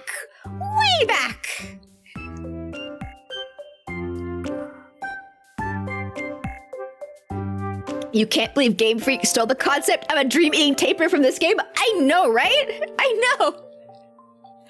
I think I know what you mean, but I don't remember what generation that was. It was one with the Safari Zone, so it was probably like a remake of Red and Blue, or Gold and Silver. One of the two. 'Cause I don't think the Safari Zone was in any of the other ones. Maybe, yeah, maybe. But like, I even had some Pokemon that I'd gotten through a Game Shark that I transferred over, because there were a lot of Pokemon where you had to go to a like GameStop or something to get, and I lived 9 hours from a GameStop. So that wasn't gonna happen. Or like 9 hours from a GameStop that did them. Actually, I don't even think that they did them in Canada. I think that's the thing. They did it in the US, but not in Canada. So if I wanted to get those Pokemon, I would have to fucking cross the border. So instead I got a Game Shark, and I just, you know, I got them in other ways. Yeah. Sorry, guess we gave you a ruder awakening than we planned. Well, Baku relieved. Baku thanks. Baku bad dreams lately. Baku starving for good dreams. Oh, I wonder if he's going to... This is going to be the yokai that hangs out in our bed pretending to be us, so that when our parents come to stare into our room at night, we can sneak out and we can roam the streets in the dark. Your face tasty for Baku. Thanks. Huh? Baku friend. Baku eat all bad dreams. Good for you. Good for Baku. And Baku, welcome Baku. Okay, but you're not eating my face. Baku, no eat face. Face still look tasty.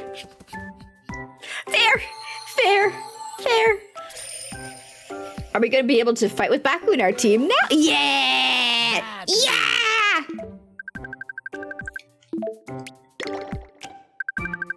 65 back. God damn! That's a lot of Baku. Hope you didn't starve. It's like there's like the old Flash game, don't shit your pants, right? The title gives you one objective. Baku devour your delicious dreams. Shiny things mean tasty friendship. Forget what I meant. That was Pal Park in the Gen 4 games. Ah! Yeah, I got up to there, and then that was the end. That was the end of my journey. Great, this is the cog. Pretty sure that's the one the shopkeeper at Timers and More wanted. Baku happy to be friend, Buffett. Please don't eat me. Seriously. New friends can emerge from strange places, eh, Goofy? That's what you call reaping 2 yokai with 1 stone. But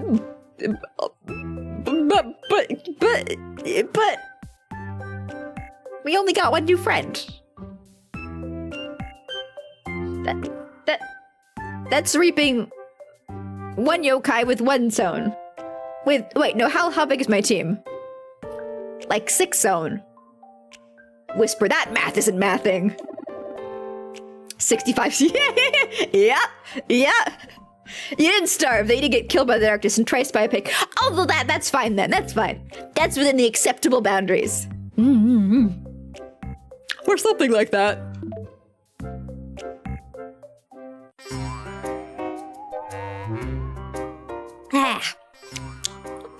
There's a drink.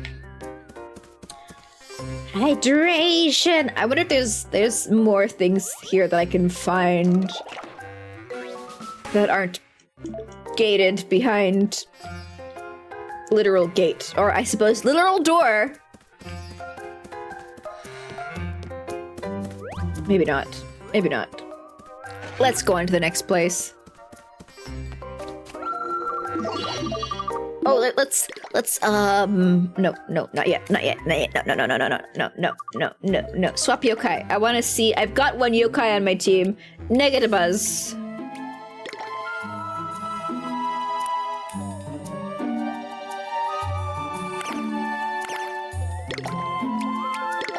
I want to see if I can swap Negative Buzz out with, Actually, Baku's good. Baku's good because Baku's charm, so that's another charm one from my... Yes.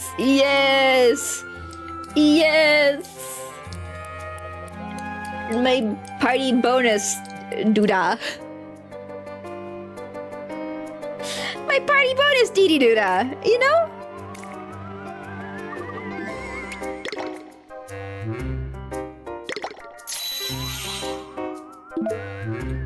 Although to be quite honest with you, to be frank, I do not remember the benefits of the party bonus.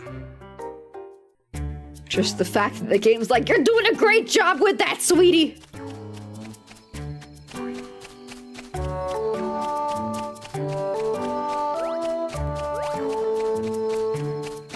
I can run in a straight line. Wah wah wah wah wah wah wah wah. Wah wah wah wah wah wah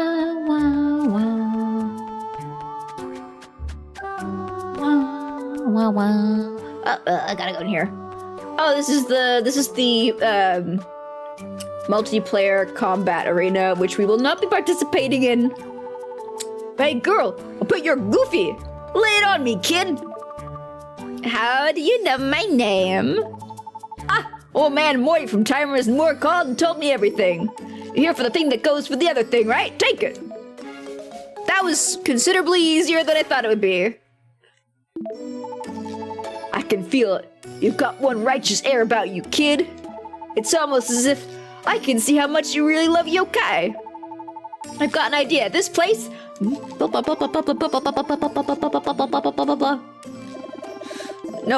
Can friendship live on the battlefield? Beautiful. Oh no, this is the street pass thing. Yeah. Thanks. No. For some reason, my street pass doesn't seem to be working. Who knows why? Can I,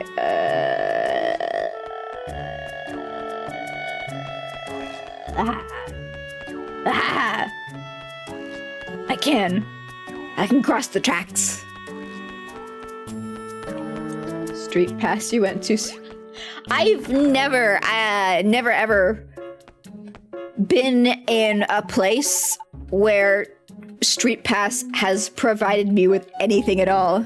So for me, I'm like, what's the point of it? What's the point? Nothing. Not too shabby there, young one. Looks like you got everything we need. Well, I'd really love to get cooking on this, but I'm not feeling it, Mr. Goodsight. You want to get sticked? Give me the watch. You want to get sticked? Give me the watch.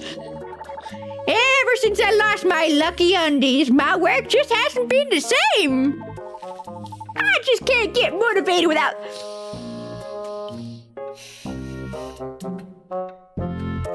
I just can't get motivated without them. Could you please get him for me? I'm sorry, you're asking me to get your underwear for you? That's not correct. Seeing people fawn over Street Pass on Tumblr just made me aware of how small Norway is, but it's a cute, yeah. I mean, Canada's huge. And yet, like, I guess I would have thought in countries where the population's more concentrated, it would be more likely to encounter it. But I guess that depends on, like, your nerds to normie ratio. That's like really the math that you should be taking into account with Street Pass, right? Right? That's not right. Tell me about it. I called the Springdale Hot Springs, but nobody's turned them in yet. I told me to come back after they close for the day. Okay, so we gotta go into the hot springs. Got it. And when you visit conventions. Yeah, true. But I would think about going back at night. Don't ask. Would you mind checking the hot springs for me after they close? Okay, so it's gonna be like, oh, we can't go. We can't. At nighttime. I am underage child, sir. And then Baku will be like, don't worry about it. Baku got this. Go out, girly. And all these yokai will be like, yeah. Wander the streets at night. Nothing bad will happen. And she'll be like, well, okay, if you guys say so. You're my friends. You might be like, Goofy, this is the easiest plot to predict, but what's the point of streaming if you don't pause the game for 3 to 12 minutes to speculate about a plot point that will be immediately resolved as soon as you hit next? Right? Right? I can't do that for a number of reasons, but mostly you had to live in the capital and that was that, yeah. My mom would get really mad if she found out I was out after dark. It's fine! It doesn't matter. When your parents worry about you going out at night, they're just being silly. Unfortunately for my undies, if only we had Baku around, we'd be golden. You called Baku?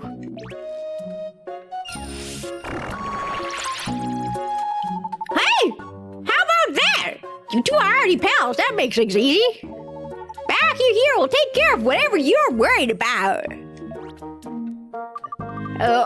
What do you mean by that? Baku can suck all the sleepiness out of you. You'll be full of energy again.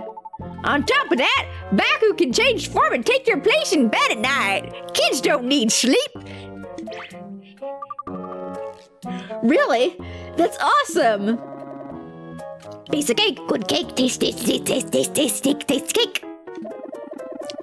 Come on, let's get you home and try this out right away. Cake.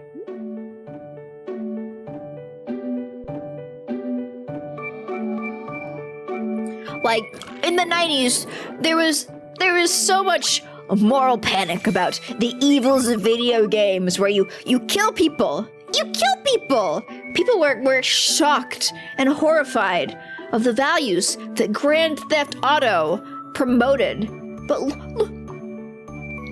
look at this game.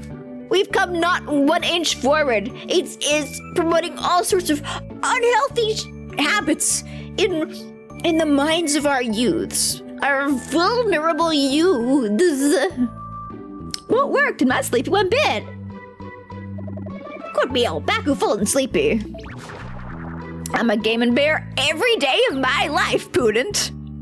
The protagonist gonna be 5 foot by the time they're... Yep. This is fantastic, Goofy! Now we're free to go out exploring at night! Let's sneak out way out of here before your parents find out!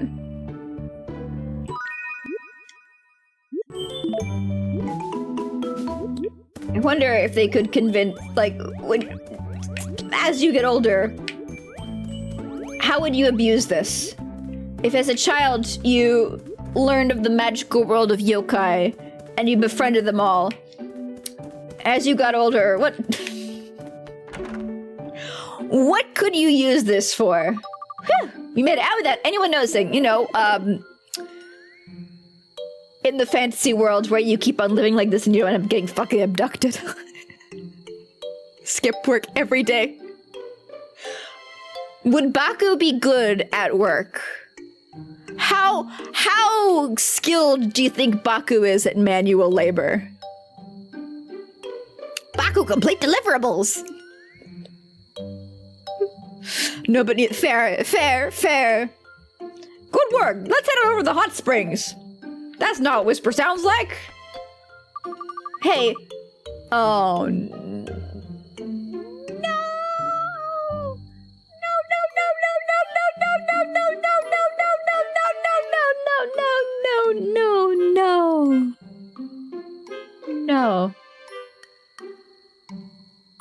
No. I don't like where this is going. I think I know where this is going, and I don't like it! Hey, Whisper, hold on a sec. Do you feel something weird? For fuck's... No! No! No! No! No! I would have disabled the mime. Unfortunately, there is no mime poofessor. I didn't build that in. Oh, fuck. Shit. Fuck.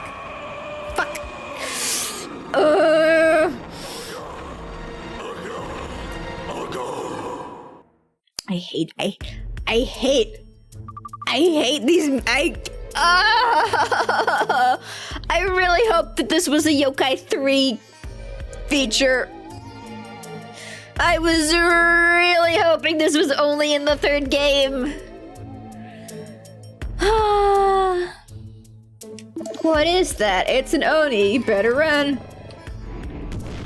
Get McFucking out of here.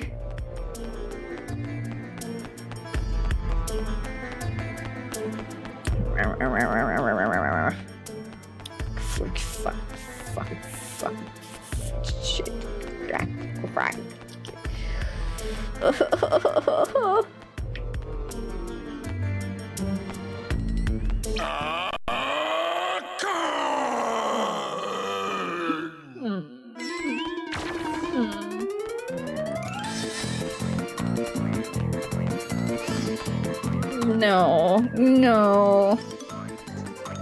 No. I really hate being pulled into mini games when I'm just trying to progress the story. I hate it so much. I can't explain, but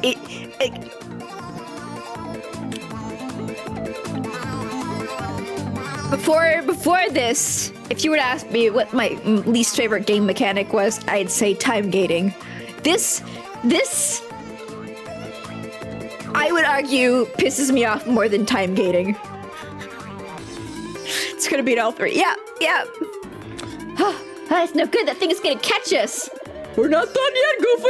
Just keep running, you can do it! Okay, you're right. Haha, fuck you! Hi. Fancy meeting you here. Cut the small talk. I've been watching you, Goofy. I like the cut of your jib. If you want to escape this door, we'll return you to safety. Tell me why you helped me fight Slimy Mancer. Slimy Mander. I never got to thank you for that. Yeah, well, fuck, whatever. It's not gonna like you anything, whatever. I'm not in the government, so don't expect another bailout next time. Peace. Okay. I'm 11 years old. What are you talking about? Through that door, Goofy! Worse than escort quests. Worse than escort quests. We made it! That was close. Yeah, well, welcome to this new mini game that just happens whenever you're walking around at night. You can get dropped in, and you can earn fun prizes like black goo to catch bugs, which is something you don't even want to do anyway. Yippee! The Yokai who helped us is really quite the mysterious one, eh? The only who was chasing us, though. Could it have been? Been what or been who? It's a very American joke. Yeah, localization, baby. Also, thank you for the follow, Hamjiro. Enjoy new life as a piece of gum. Or Ben Frank. Damn! We're getting all the localization jokes. If you're done with the nonsense, its sudden appearance could have only meant one thing. Terror time! Terror time? I am regretting this. I don't want to know what it is. Terror time is the stupid, annoying minigame that you get dragged into without consenting. Oni are physical representations of a really annoying waste of time that gets in the way of you completing the main. Oh fuck, we're in an ad break. Surely the Ben Franklin joke was in the original Japanese release. Yeah, surely. All the kids slapping their knees at that. All right. I'll go get more water. Yeah, okay. I will get up and I will stretch. And I mean, you can do that too if you want. And I'm not gonna force you or anything. But otherwise, enjoy sitting here in silence for the next 2 minutes because the game is sure not providing any soundtrack for you. All right, bye.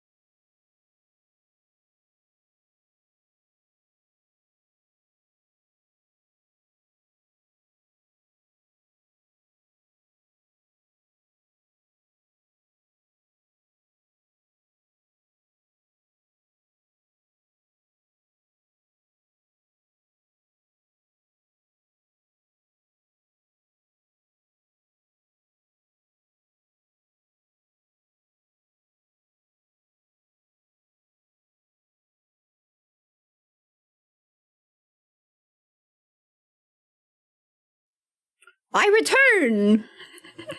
Gonna stretch like a rubber band fleeing across the room. Oh, please. I want that. I want that. I just want to stretch so. I want to deform my shape. I want to become unrecognizable in my physical form.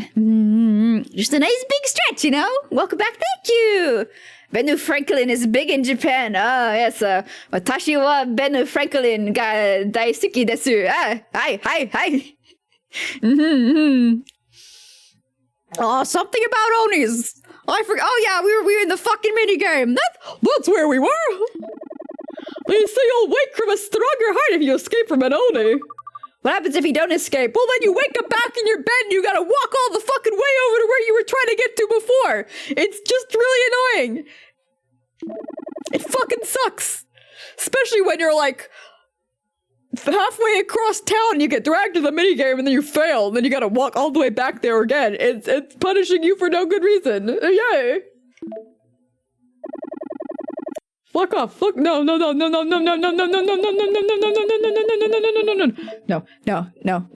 is why I don't like going out at night in these games. It's like the game's like, oh, children, you should go out at night. You should hang out at night. But if you do, you'll be sucked into the most annoying minigame possible. So if I was a kid and I played this, I'd be like, I can go out at night? Oh, no. I get chased by a giant demon that resets my progress when I inevitably fail. No, I'll go to sleep, thanks. I'll go to sleep. Also, hello, Pharaoh. Yes, I am a shiny professor. Welcome in. Join my rank of prudence as we play through Yokai Watch 1. We're awake in terror time. Whatever. Who cares? Let's go. Yeah, I don't want to do terror time. Please no. And thank you for the follow. Enjoy new life as a piece of gum. Like, I would be 100% on board with terror time. I would be perfectly fine with terror time. I would have no beef with terror time. It would be like 100% chicken if it was something that you can choose when you play it. That's it. That's all I need. That's the only thing that I require is the ability to consent. As with many things in life, the ability to consent is the most important part of terror time. Well, you're out awfully late. Yeah, well, it's your fault for not giving me underwear during the day. All right. Don't go pointing fingers at me. If you want to take a dip, you'll have to come back tomorrow. I'm here to pick up something for a friend. Sorry, but there isn't anything in our lost and found. I just checked. I'll still be here for a few more minutes if you'd like to look around, though. Great, thanks. Let's get searching.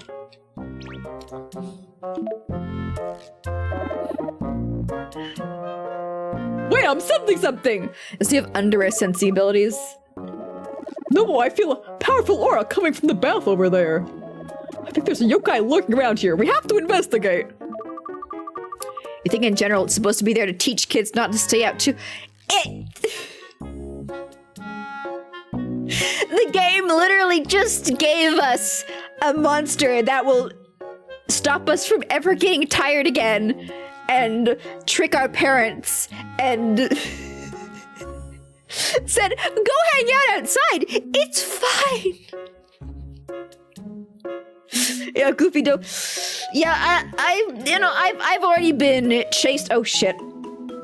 Didn't mean to press that button. I've already been chased by the manifestation of my nightmares through the streets at night. It's a learning experience that we all have to have. But I don't like how it's reflected in this, fictitious game for children that's supposed to be a power fantasy.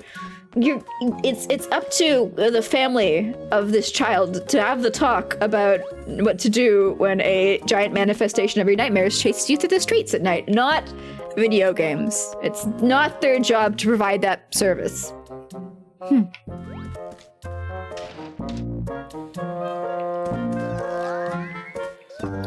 Hey, you look suspicious. Oh, never mind, you're not. It's just a fan that's on. I was like, oh, it's not plugged into a wall. Clearly that's weird. Clearly that's strange. Yeah, maybe this is where the yokai is. All right, fair. Okay, I'll give you that. That's a little more immediately something. Oh, that's just his tummy. Ooh, it's the big one. Oh, Sproink, what up, my man? Okay, bye.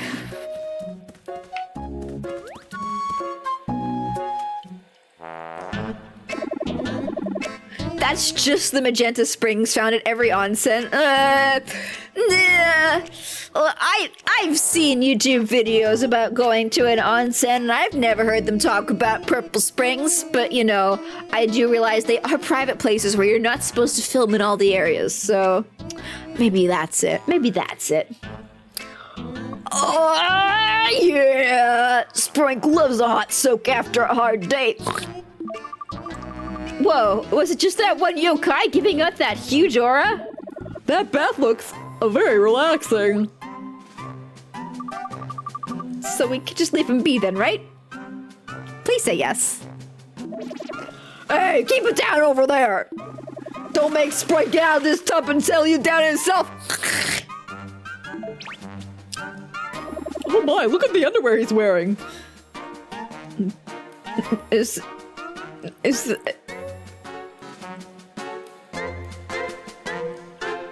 Do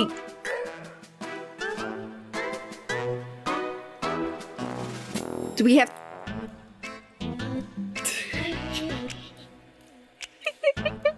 do we have to... I mean, he can keep it, right? This person looking at his underwear. He's very disappointed that it's on. Alright, let's rip this band-aid off.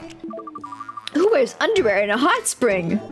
I bet you those are Mr. Goodside's Lucky's undies. Wait, really? Unless someone else scrawled Mr. Goodside's name on the waistband.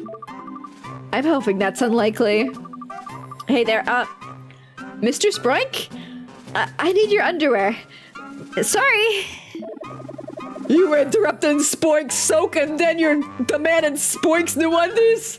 That's sexual harassment. Looks like Spoink is gonna have to make an example out of you. Ah, that's right. We're the bad guys in this situation, all right?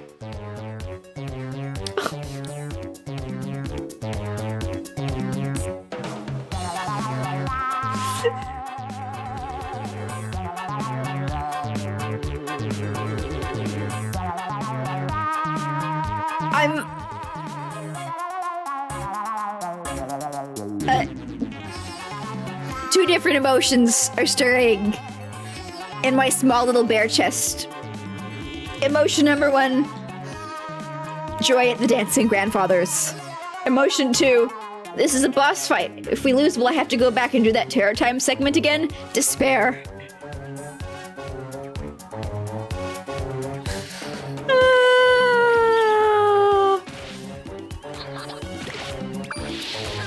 Oh, I should have done Boohoo first, because Boohoo's taking damage.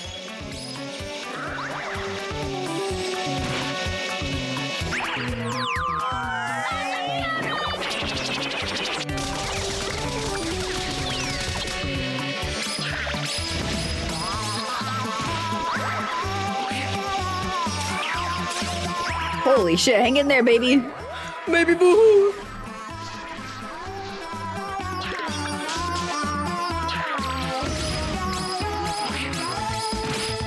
Oh, you had Kaden! Yeah! Don't die! Not until I've been able to use your attack, please.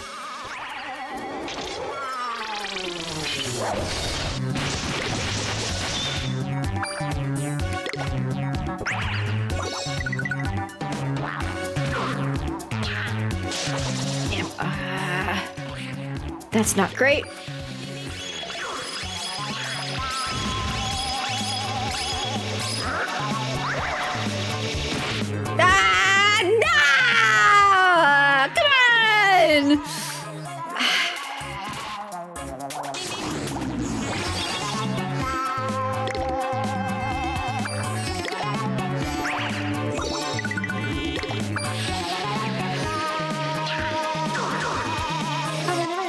Your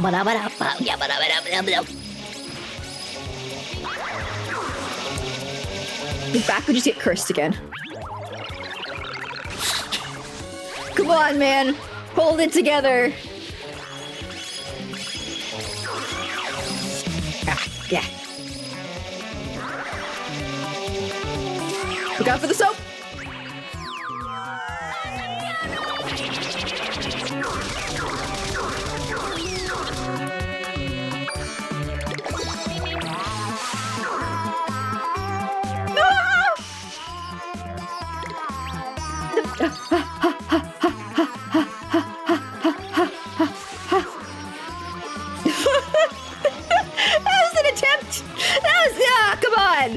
I'm nailing these signs.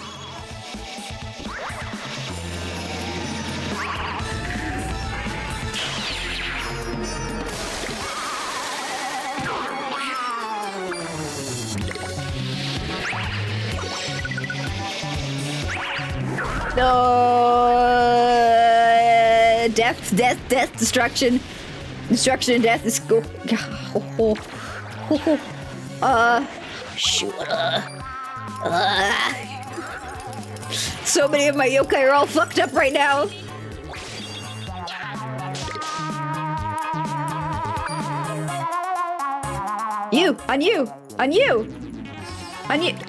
Why can't you use? He's gonna knock this guy out before he can even. No. Can I please attack? Can I please? It's not even a damaging move, is it? Oh, he took out Jibanyan.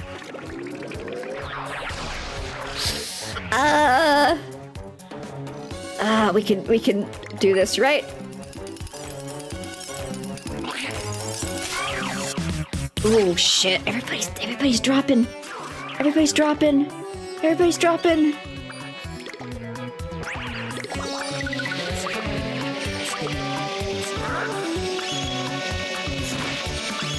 Everybody's dropping. I think my yokai are underleveled. Oh, shit.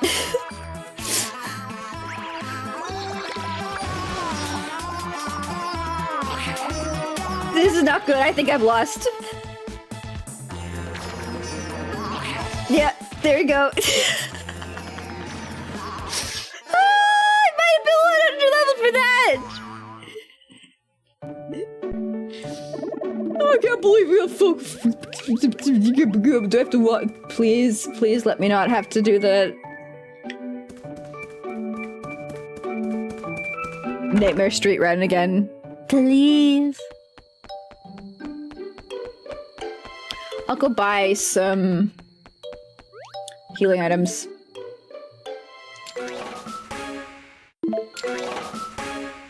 I've got a lot of money.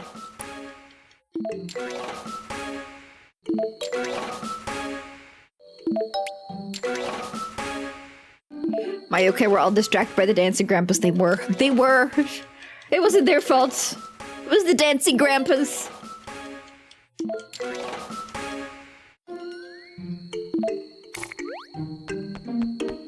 Yeah, I don't think there's any restaurants open. Oh, maybe the 24-hour. Ah! Ooh, shit! Condiment station is open.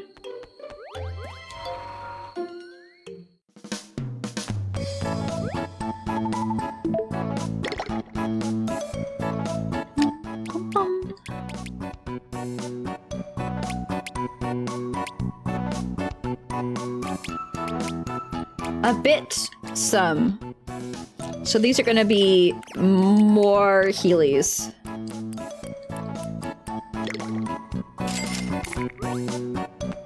I don't think I have any more resurrection items now, because I used... Unless, okay, let's see if the game... Okay, I've still got 2 nasty medicines. I was gonna say, let's see if the game, takes away the items that you used in the battle that you've lost. That's nothing. That's nothing. Small EXP orb. You are garbage. Garbage, I say. Okay, maybe fine, I'll use the, actually no, I hate these things.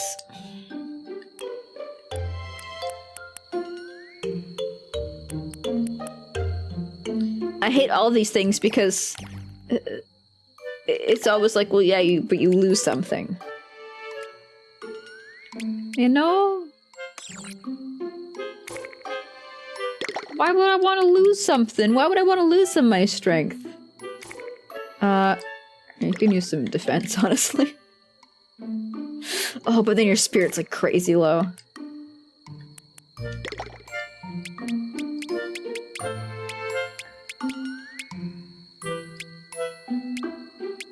Is your spirit like... Oh, I forget the mechanics in this game. Depending on your yokai type, you use like spirit instead of strength.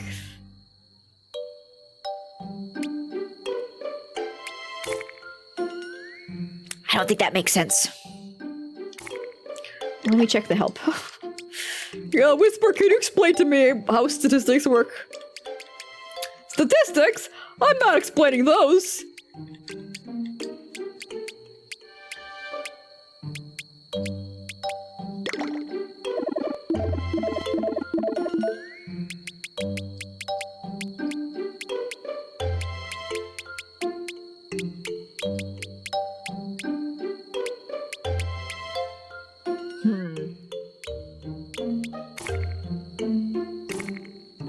Maybe if I'll just stare at my yokai.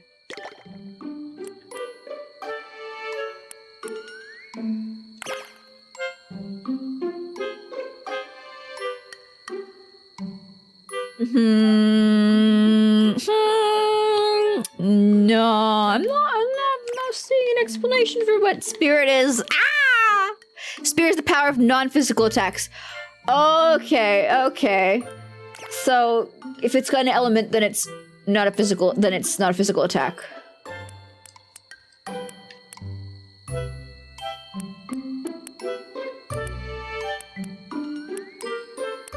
Right.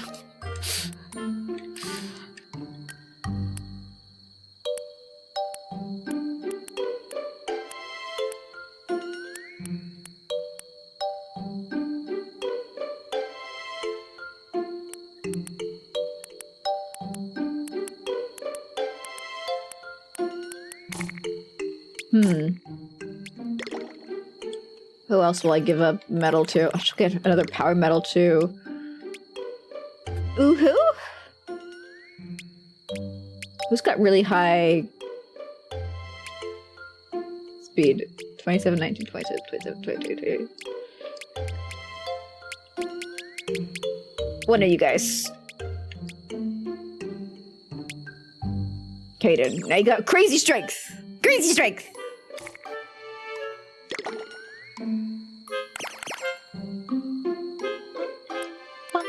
Oh, I can make yokai twisted. Welcome to my twisted mind. I guess I sell those for money. The cicadas.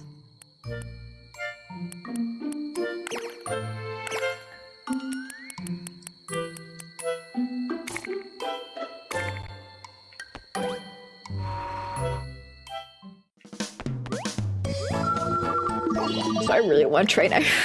I really don't want to grind. My top 10 list of things I don't want to do. So let's just see. I'll do one more. Meow.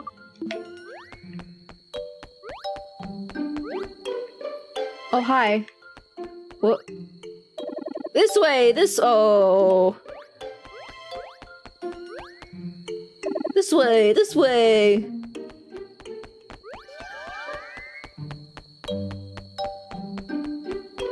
I'm gonna get in trouble for crossing the street. Yeah. This way.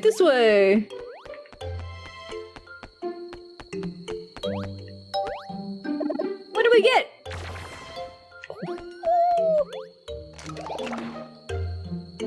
Are you? You gotta fight! Enjoy! I was like, I don't want to fight. Ooh, okay. Can I target you and then give you an item?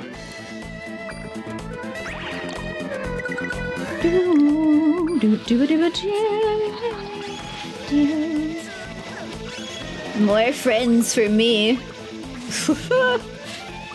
Come on, please. Please. I'm an artist.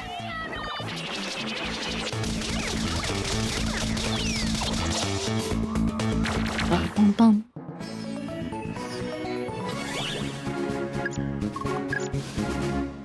Like, look at how many experience points. Nothing. No friend. I give you a fucking tea. Hello. Your mom doesn't get mad if you're out. I'm a hooligan. I'm breaking my curfew.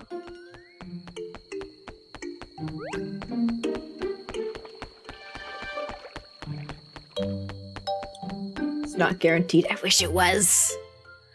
I wish it was like Baldur's Gate where I could set my like level of play difficulty. But of course that doesn't work in a game with online trading. Okay, let's see how much experience we can get from scrungling in this jungle.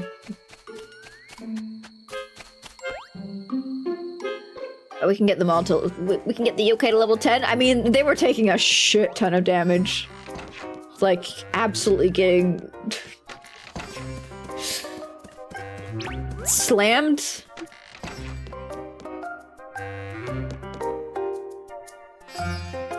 So, going from level 9 to level 10, I assume is not going to solve all of our woes.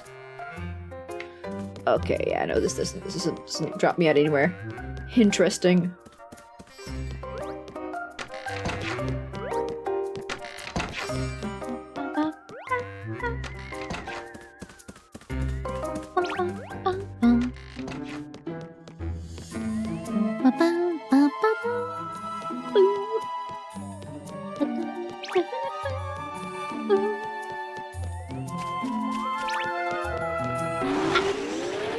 Alright, fine, we're fighting you. Let's see. I am looking. How many experience points will you give me?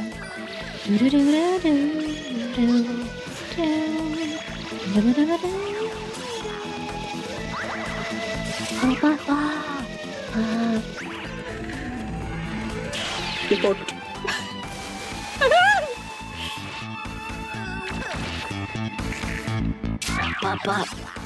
Don't hurt my bird. I mean, I guess you can. Who am I to tell you what to do?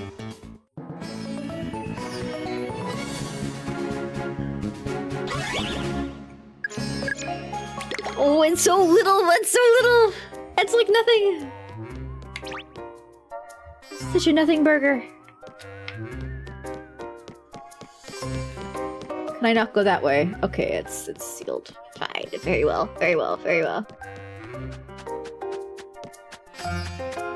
There's the I think the door that we can climb behind Baku is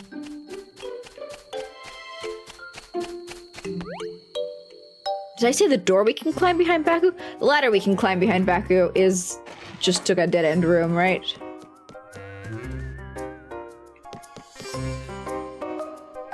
Yep. Alright. Okay. Not going through that one-way door. I think if we do one more fight here, then at least Jibanyan will be up one level, right? And that's something. That's something. As opposed to nothing. Did I get an ache? Probably if I already caught an ache.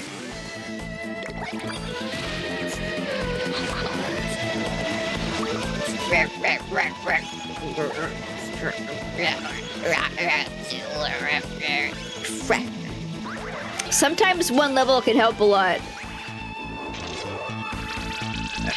It's funny because I don't That's not my instinctive feeling. If a yokai is taking half of its health in one hit, I'm like, surely if you go up one level, then you'll be taking like 3/4, and that's still so much.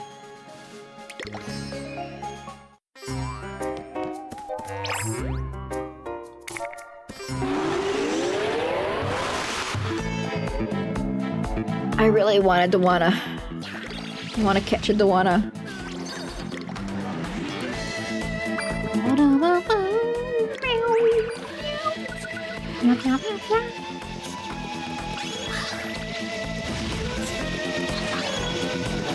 Maybe I underestimate the power of a single level.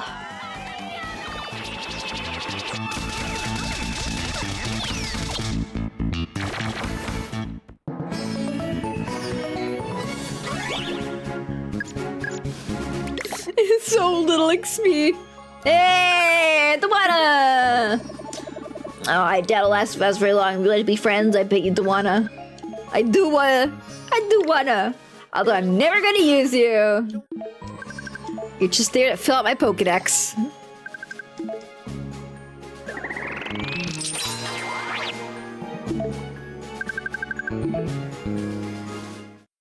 Dawana.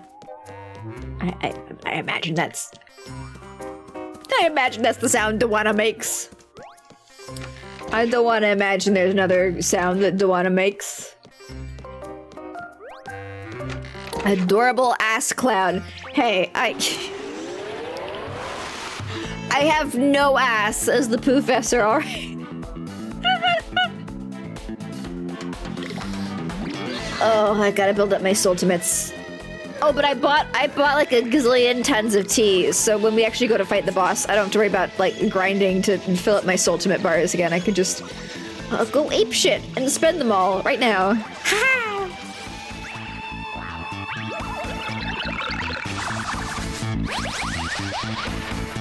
Go to sleep. Oh no, I should be targeting you because you. Whatever.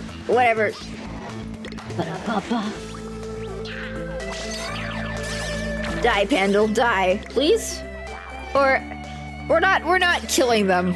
We're just gently beating them into a state of submission. Submit, Pandal.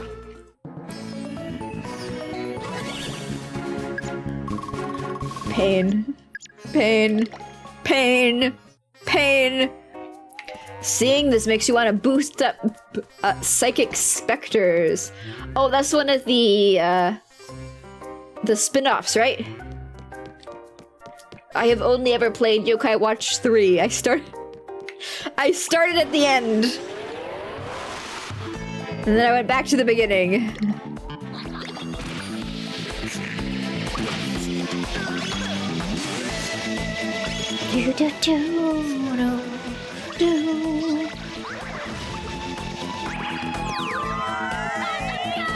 That the Poofessor was all about the butt. I mean, maybe he is an ass man. I don't know. I don't know him personally. I'm just a fan. You gotta remember, as a fan, you don't know everything about the person. Okay, one more fight, and then we can get very normal water drop up to level 10, and then the fighting will begin with the pig man again. The resumption of the combat level. There we go. That's the word. I don't want to know what the Poofessor's into. I really don't. Ignorance is bliss. Don't meet your heroes.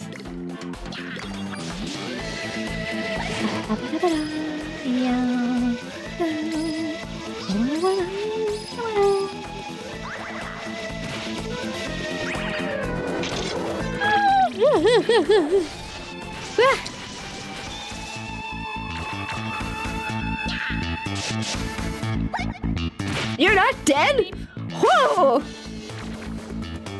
There we go.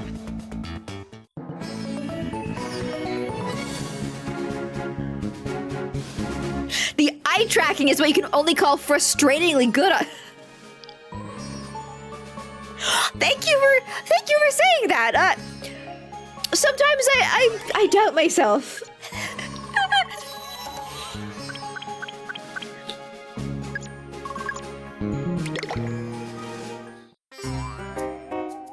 Wait, was that enough? Was that enough? I blanked on looking. 10 to 10, 10 to 10, 10s across the board, let's go.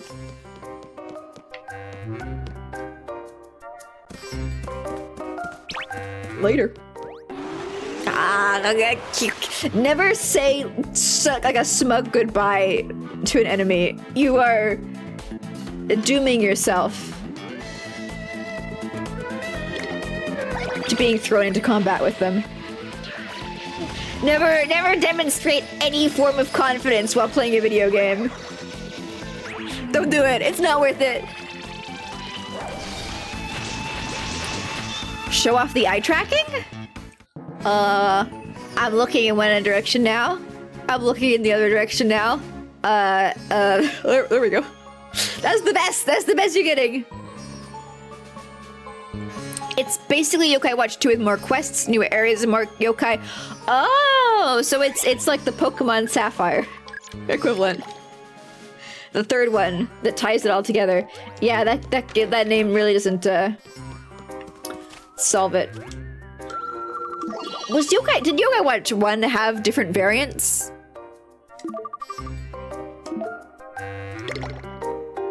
I mean, I definitely know what version of the game I'm playing. Yeah, for real. Actually, before I leave,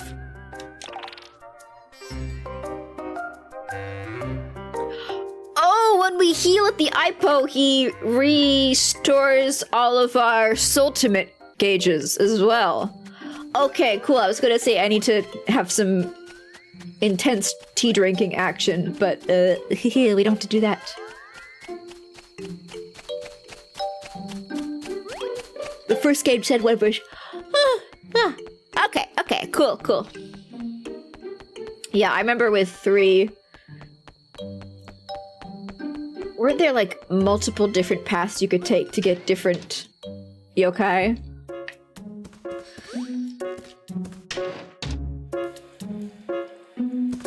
At multiple points during it, like they were the Lord sakes, I do declare cats. I forget all their names. Something Yan. All right, let's go. Round 2, big boy. Cutscene every time. Observe the underwear. Observe the underwear. Also, Aika, you made the thing big using the new tools. Oh, that's so cool. It's like a Discord stickers. Wow. Do you have to pay every time you want to gigantify it, or do you like unlock the ability to have it gigantified for ever or for a amount of time? Yep, you've got to pay every time. No, come on, Twitch. It's so cool though. You still have yet to start Yokai Watch 3. You have your unopened copy. I would advise you to play it with friends watching you, so you have people to like scream at over all the weird shit that happens in that game. I started playing it alone before I ever streamed, and I was like, I can't play this by myself. Whenever I explain to people what's happening in the game, I sound crazy. Every time. Oh. 3 was weird because it was multiple versions in Japan, but then they condensed it down to one in the West. Oh, I'm guessing that's why there were all the different parts in the game where it was like, who are you gonna befriend? Who do you want to hang out with? Which one of these yokai are you gonna make sustained eye contact with?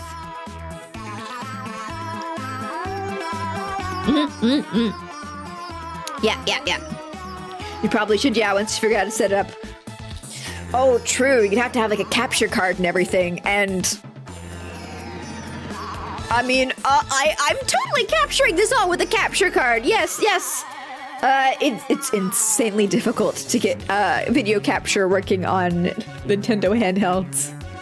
It's crazy. I looked into it once. Like, you have to send your handheld in to the person who's going to modify it to be able to capture, and they have to take your machine apart. I'm recording my 3DS with my phone right now. Exactly, Cole. Exactly. 3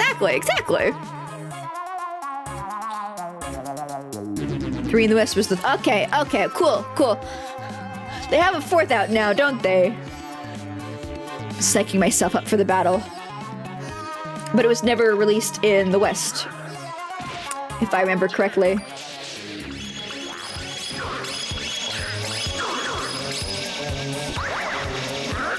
I wish I had a healing yokai, honestly. I want one of the dancing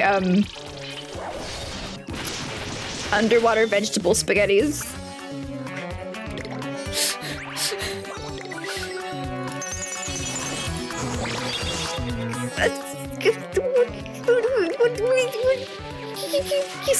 Seaweed! I got that on my own. Alright, then I looked at chat. Yeah, I want one of the kelp bros to heal me. Having a healing yokai is so useful. You're upset you knew what I meant? People who don't understand what I mean just need to get stronger, alright?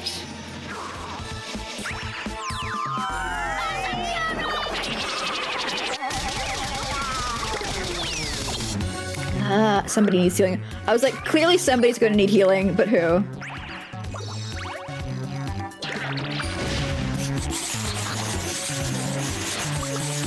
In this battle, no matter what's going on, somebody needs healing. I think this guy's got a shit ultimate. I mean, I don't think yours is great either.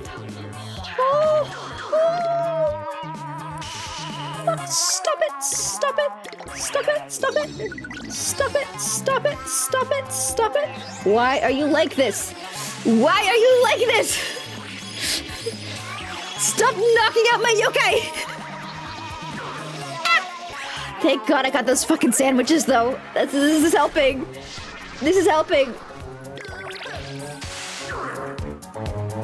Oh, I missed it.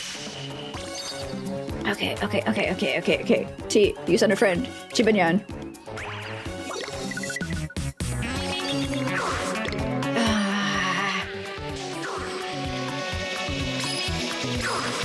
Big brute picks and knock things out. No, yeah, maybe.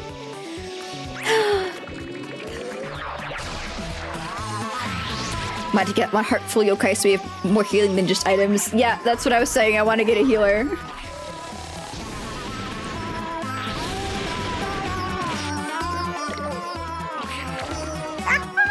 Cheap.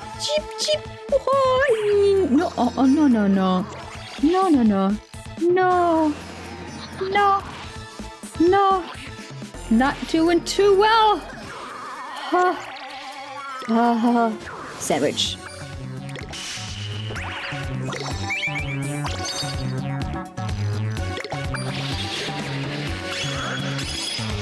I missed my chance to attack. Come on! Dude!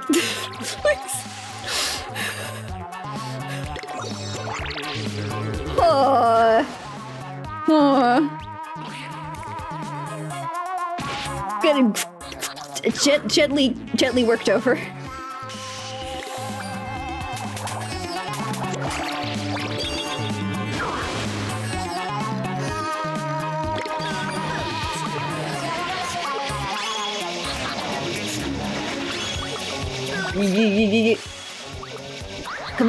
Come on, get him, Jiban, please. This boss fight gave you nightmares. You had to grind up and get a healer. Oh no.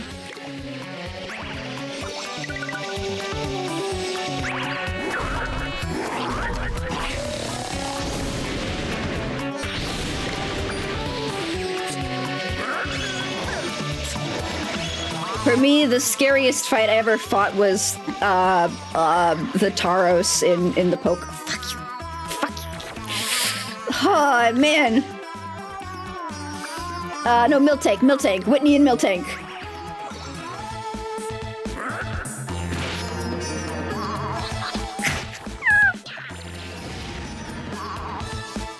I should only... Okay, I can't revive anymore. I think we're gonna lose. I think we're gonna lose. I should only revive when they're in the back line so then I can heal them up.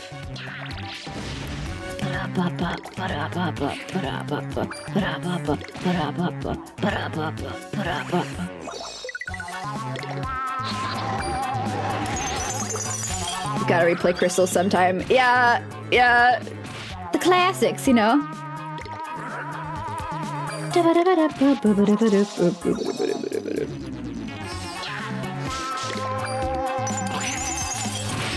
Stop it. Stop throwing your... No, I'm gonna die.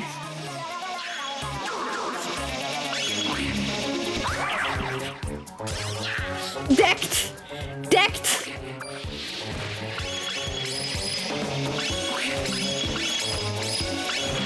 There we are. Yeah. One thing about these games, I wish there was a way to, like, restart...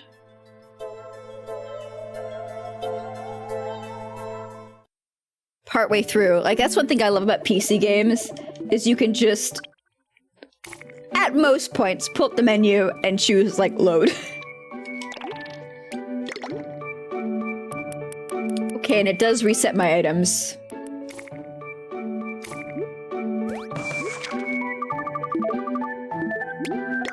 So I'd rather just reload a save. Because that's all my revives! I don't know if there's a store open where I can buy more. I don't want to have to grind more revives out. That sucks. Crystal was your first and the nostalgia is endless. Which one? That was... Was that the third one of Gold and Silver? Yeah, with like Suicune. Yeah, that was a good one. That was good for its time. No, I could only save here. Okay. Fine, I'll restart. I'll turn my game off and I'll turn it back on again. Fine. Do, nothing going on there. Don't worry about it. About save states? I don't know about save states. Hello? That day in the forest. Yeah. Was the day everything changed. Bidget game? There we are.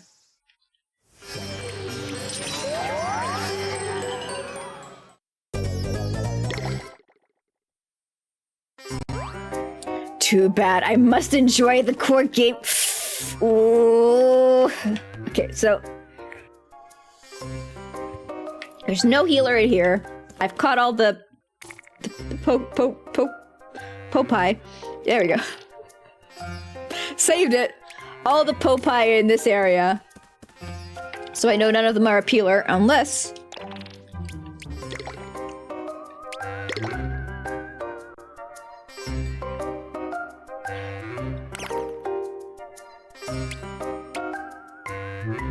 Broken prayers, sleepy, heals, no, those look like healing.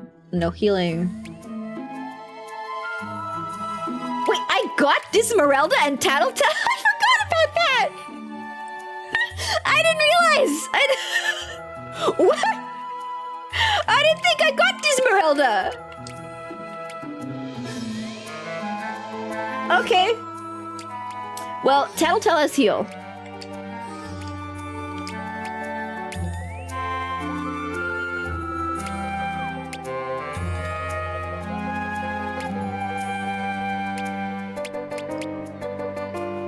And Dawana has heal.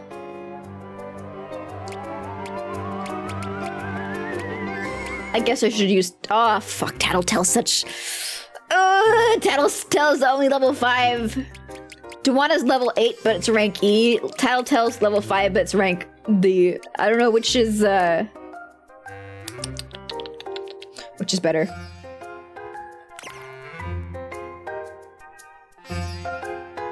like, I'll have to get whichever one. I guess I'm gonna have to get them up to level 10, no matter which one it is, so it's better to have the D rank. Right. Yeah.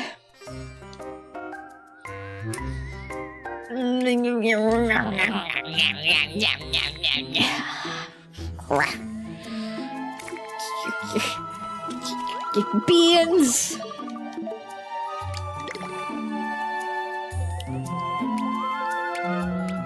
Honestly, cough cough might be the one to go.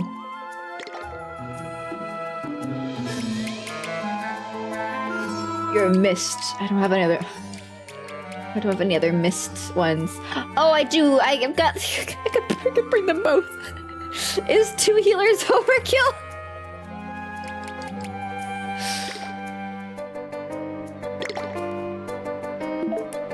I guess I could just throw them in the back line for now and have them just gain experience.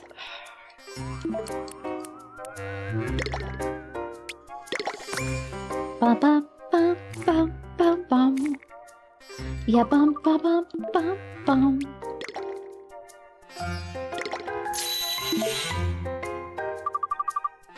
No, there's nothing you can do for me.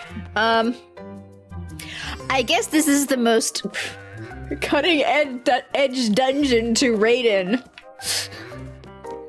Like, I don't know if there's like, if I go behind houses, will I get more experience points in those areas? We get like 30 something roughly experience here per fight.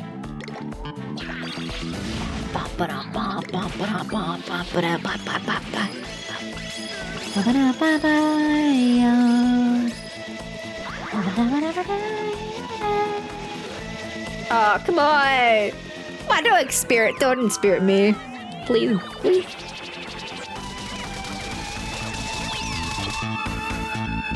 At least we can knock him out in one hit.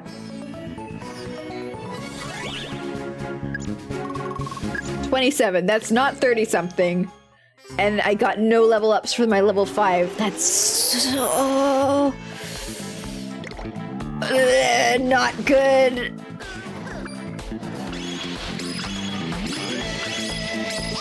I kind of want to go and find another area.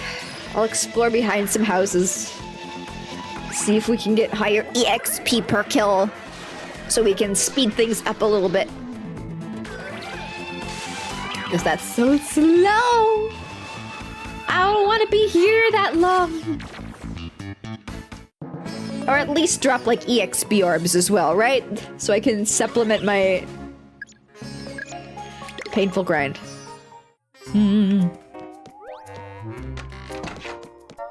Yeah. Jibanyan's angry at night.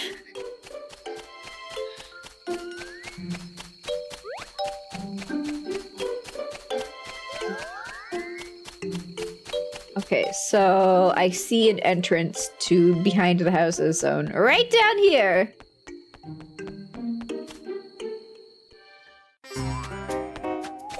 How many EXP do you?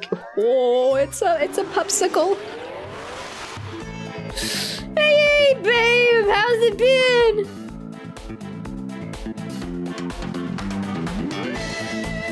Oh, Tattletale's carrying restores HP of yokai adjacent to Tattletale. Ooh, I guess that's not too bad. That's cool. Pretty handy.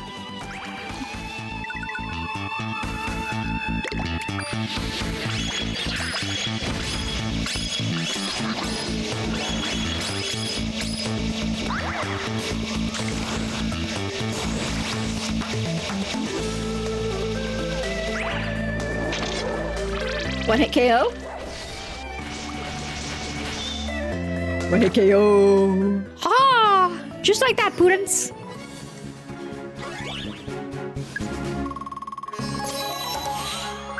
Okay, that's marginally higher.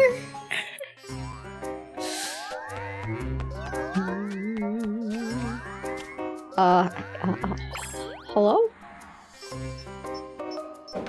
Flash can? Oh, am I gonna get to fight this guy?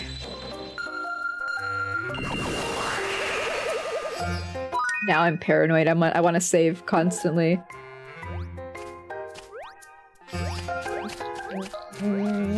I got skill compendium.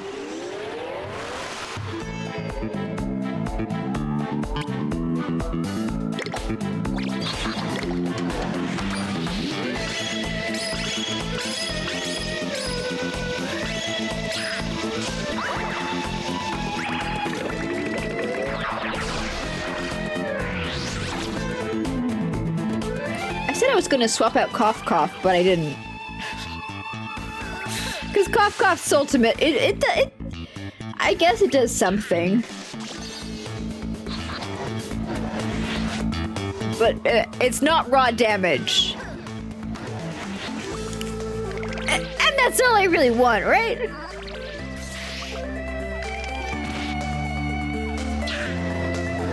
Stop inspiriting it and punch it.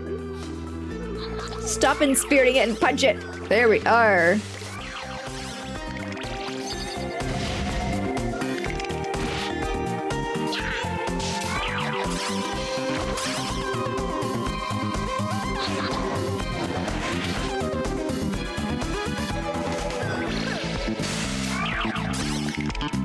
Get him! Get him! Here we are. How much EXP did I get from that? 8. 29. Yeah.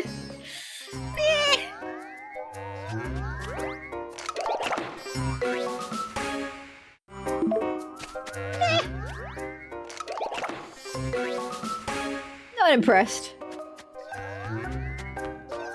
Oh, yeah. Okay. Fine. I'll talk with him this time. I'm pretty sure Pretty sure I'm gonna be fighting with him. I think this is... I saw something in my menus. One of my gazillion menus somewhere. Yokai spots. I think this is a yokai spot stuck in a dark place? Stinky blue cylinder? Oh, you're just in time. Here, take this. I was about to throw it away, but no energy.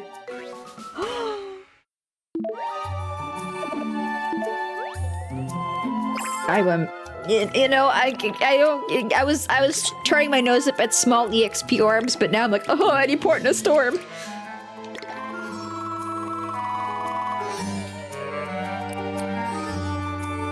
Makes a yokai logical.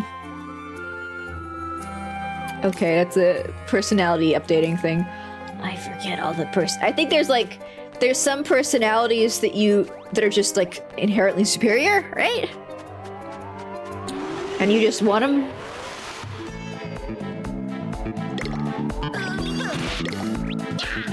Oh, I don't need to target them. I got Jibanyan's ultimate ready!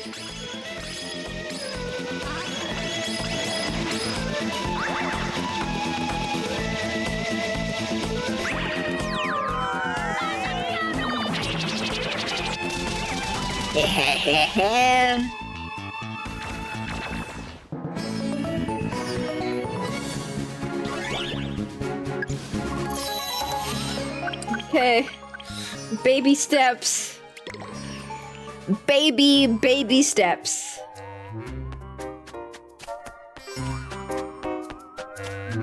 Let's see here. Let's see if there's other...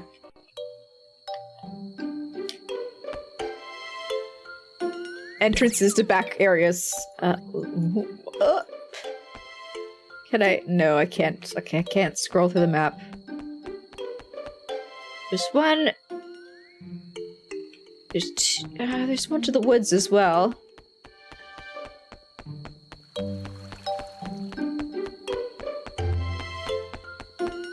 Let's go into the other back area, just, you know, in case there's any chests that I could relieve of their contents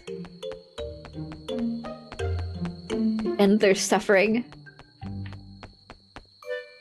No? Aha. Ha!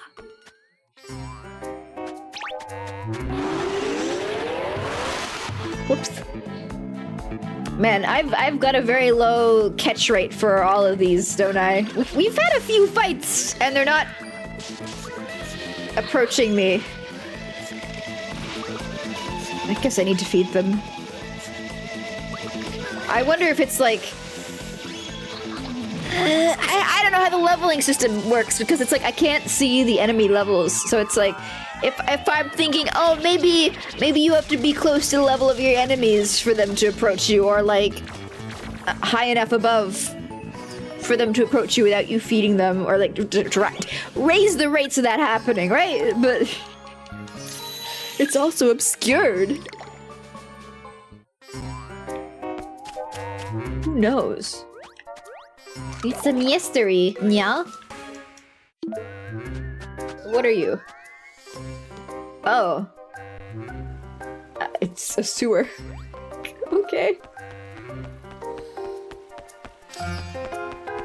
Yay, sewer level! Oh, there's an ad break going on. I'm kind of tempted to just grind through the ad breaks, because it's not like we're seeing any exciting story moments here. This is all just unending combat, right?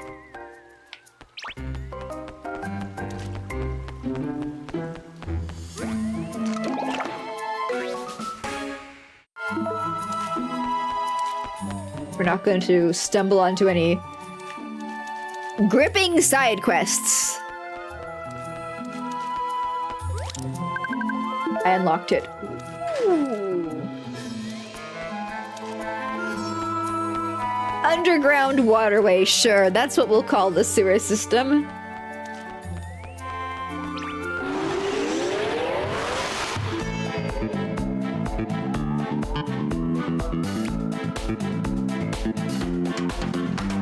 Is slush what we have? I don't know why, but I thought it was another...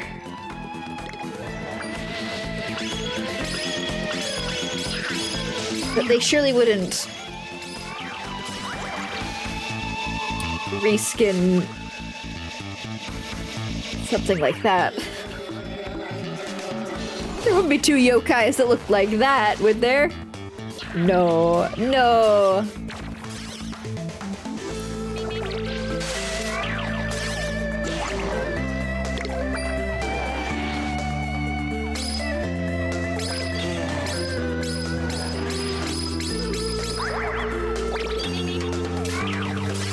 Get out of here.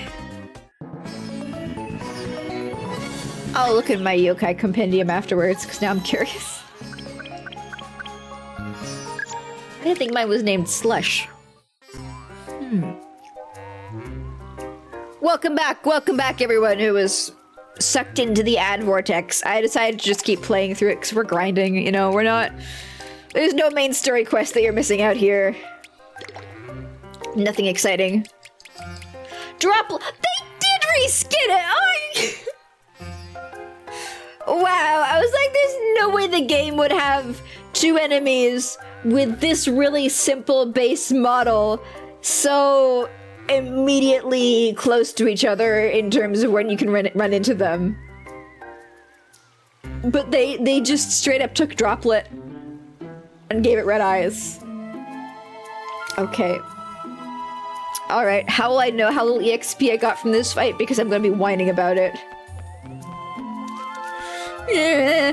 And 8 entire EXP. I don't know, actually, I wasn't paying attention to how much I got. 8 entire EXP. 69 entire EXP. That's nothing. I'm mad.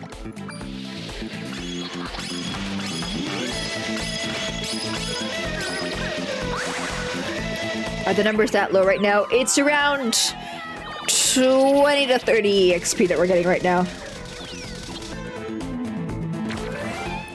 And it actually seems to be fairly consistent across everywhere we go.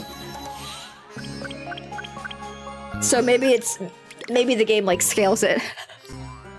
So wherever you are, the monsters adjust to your current level. That honestly seems the most likely. And then in the areas where you have to unlock access with your watch upgrades. It's locked from the other side. Okay. With that, it's just like it's gonna give you higher rank yokai to fight. Level and rank are separate. See, these are the reskinned ones. These are the reskinned droplets known as slush. I want a slush. Oh, you love it! You love it! You love it! Wanna be my friend? Wanna come hang out with me? I just want all the water droplets in my yokai decks. I'm honestly shocked that they reskinned Yokai in Yokai Watch 1. I would have understood that for I don't know. I guess I'm spoiled by Pokemon. Where there's no just like, it's a Rattata, but it's green, and therefore it's a different Pokemon. And you know, I know Yokai Watch loves their nyans. They got 99,000 nyans. But I guess I just expected for the first game to have all unique models.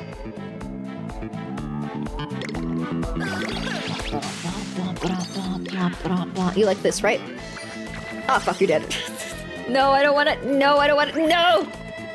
Not you! It was supposed to be for the other one. Something I always get to in games is when XP numbers are small, even if it only takes 10 enemies. Either way, you like collecting hundreds of EXP over 10.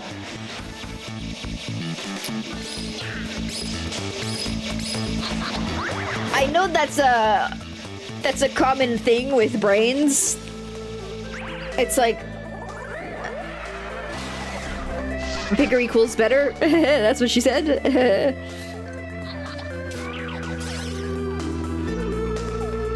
In theory, I like lower ones so that I can easily see how close I am to reaching my goal. Big number is intimidating. But with Yokai Watch, I feel like the way like the interface and navigating and the game systems being explained is set up, it's so bewildering that I don't even want to try to understand. It's definitely got that Japanese UI. And if you know what I mean, you know what I mean.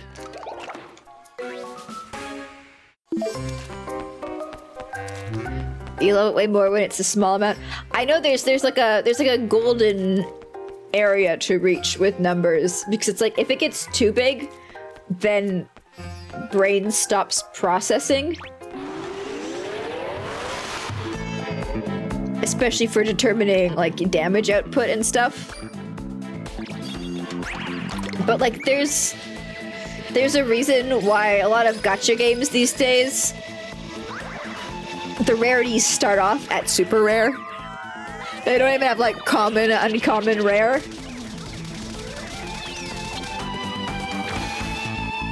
It's the reason why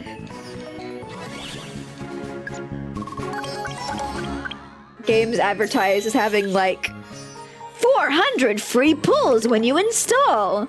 And then they like load their gacha up with junk so that those 400 free pulls will give you nothing. Nothing! It's because bigger is better. Big number. Big number. You know, like your character has 1,500 HP at level 1 and enemies do 200 damage or so. I feel like if you have lower numbers and lower health, it's just like, it's immediately more tense.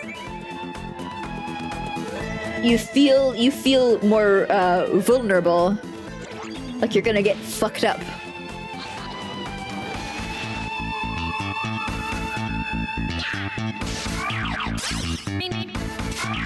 Like if you go into a game with 5 HP, I feel like you're gonna be inherently a little more tense than if you go into a game with 1,500 HP, right?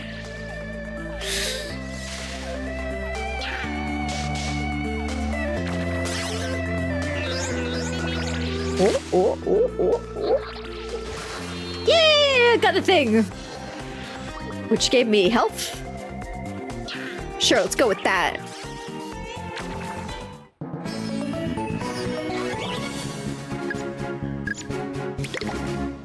But the reason why there are larger health pools in some games is because, not health pools, numbers in some games is because human psychology. Generally, big number better.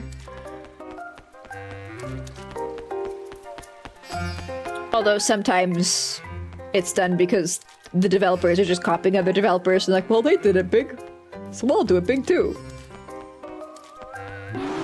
You know. How come I'm not catching any of these slush? I am whipping salty at them. I think I've used 4 salties. And yet, I get jack shit. It's like I feel like there's a hidden mechanic that determines a massive multiplier.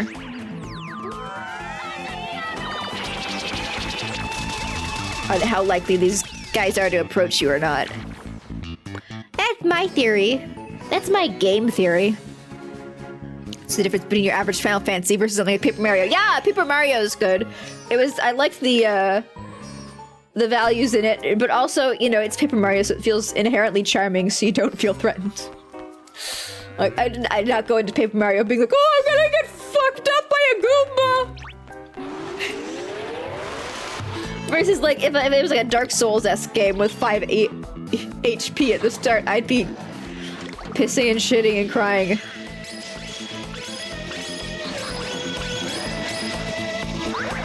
It's pure RNG whether or not they want to... That doesn't feel like that! It doesn't feel like that! It doesn't taste like that, you know? And feeling is everything. Mouthfeel is 90% of the flavor experience.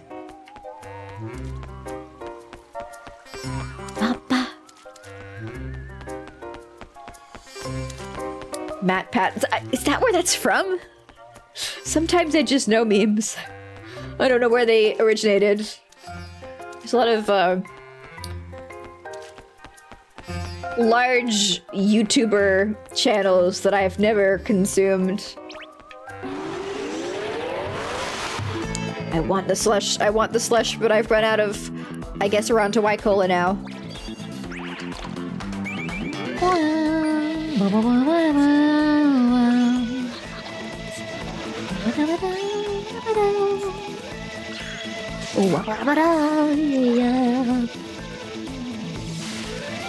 It's so funny, like, starting up Yokai Watch 1, I'm immediately like, oh yeah, the jams, the music, the tunes.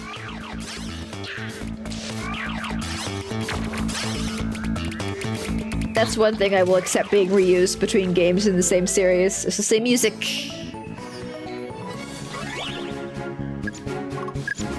$18, that's so little.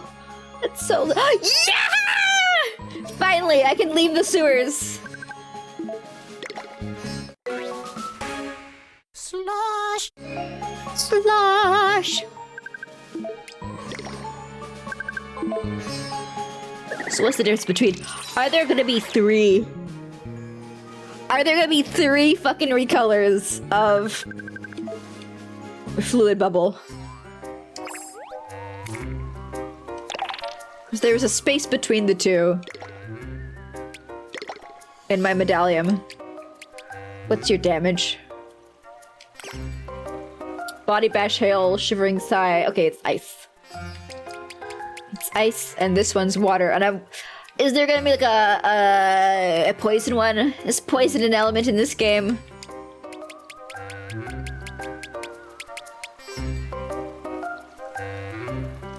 What other fluids do we got?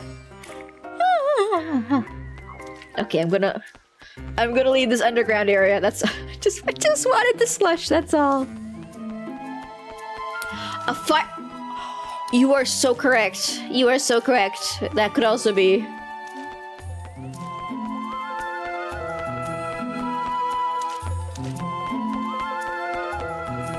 man, they could just... they could have so many that... What are all the elements in this game?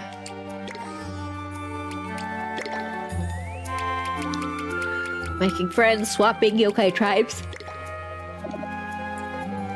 Okay, the tribes are not related to the elements. Cool.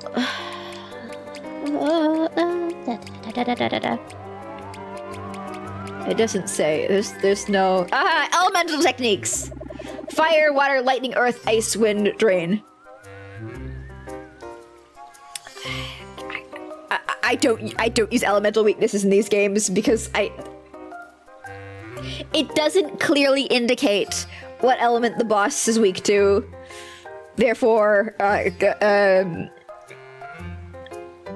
CBT, CBD, CBA, you know? Too much effort to figure that out. And by effort, I mean, I don't want to go online and look it up. But yeah, water, fire, and ice seem to be the most likely elements for the drippy drip. Either a recolor or an evolution. How could you evolve a drop? Would it turn into a puddle?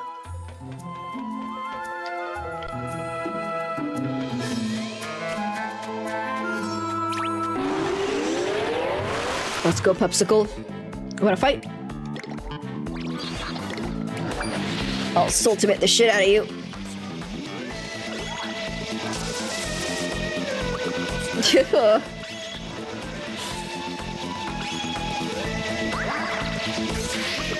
A bigger drop with a drip.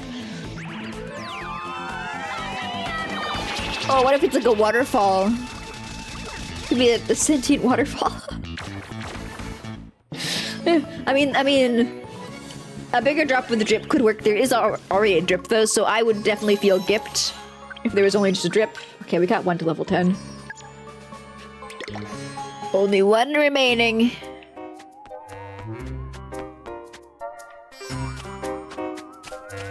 The yokai behind this wall look exactly the same on this side. What's the point? I was literally just saying that maybe they've got like different yokai behind the gates with different higher ranks. And yet glancing behind it doesn't inspire me to unlock that gate. Like they should have a visible difference with the yokai to make you go, oh, I want to open that. Oh, I want to open that. Oh, I want to fucking open that. At least in my expert game design theory. According to me, Bianco, who has helped shipped 0 games.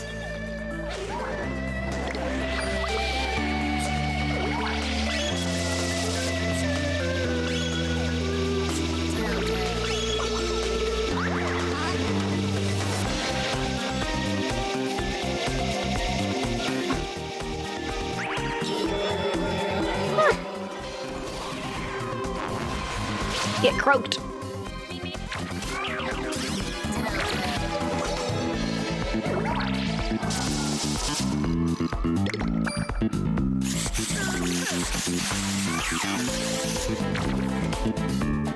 I didn't get any XP from. Oh man! I had to be faster on the purify. That's a lot of EXP. I love fighting yokai and getting great drops such as ramen cup and also rare gemstone. Yeah, let's heal. Let's heal and save. Heal and save. Heal and save.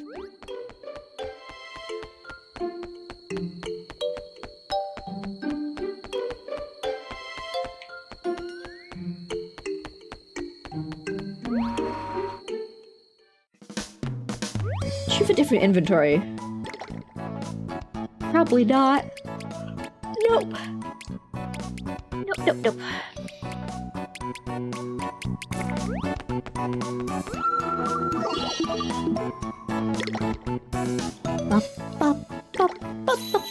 I guess I'll go look in the forest next. Like, I could just go back there and keep fighting yokai in that spot, but man, I wanna feel something, anything.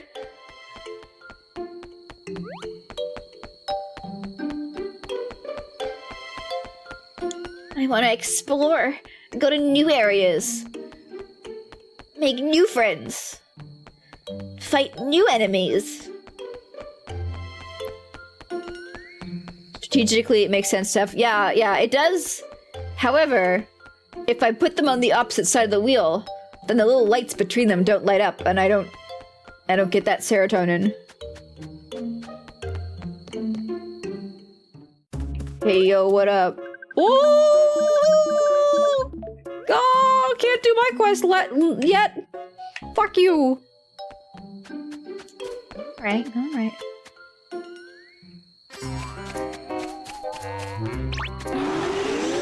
Yeah. I'll swap them to be in a more tactically advantageous position when we actually have to fight the big man. You know, Hog Boss.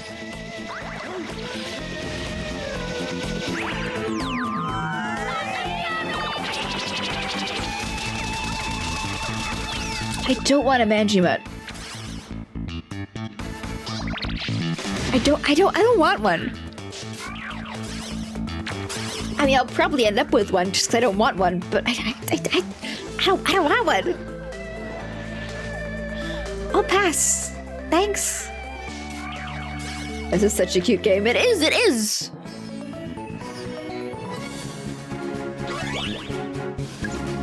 Level 9? Yeah! Alright. I guess the EXP you earn is based off of the highest level yokai in your party. So you kind of want to have at least one that's significantly higher to help increase the EXP gains.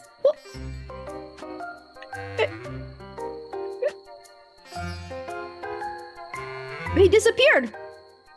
Where'd the snake go? Oh, you're fucking fast. Oh, okay. I get it.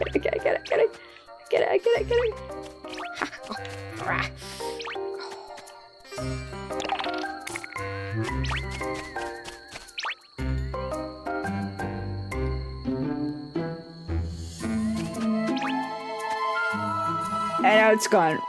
Oh, okay. I guess. Fine. It's not like I wanted to go there touch the snake anyway. That's C rank, okay. Yeah, that was probably like a super rare special event that like gives me a gazillion EXP orbs if I can catch it. Oh, I didn't. I failed.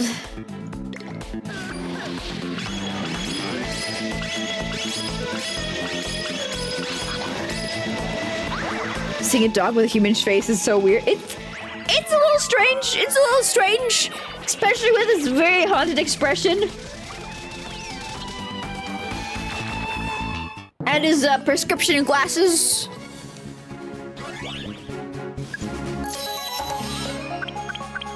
It's gonna take a while to get to level 10.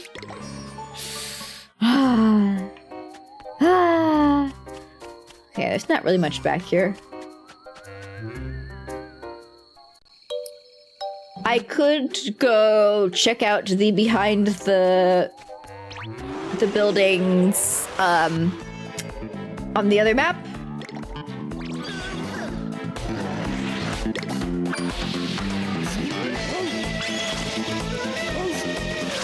On the first map we were, because I didn't fully explore that area.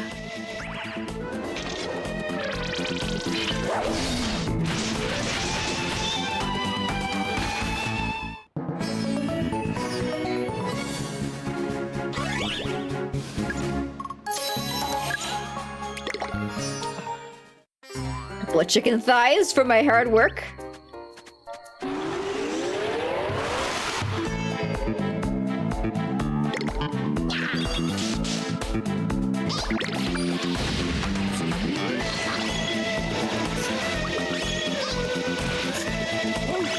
nailed it.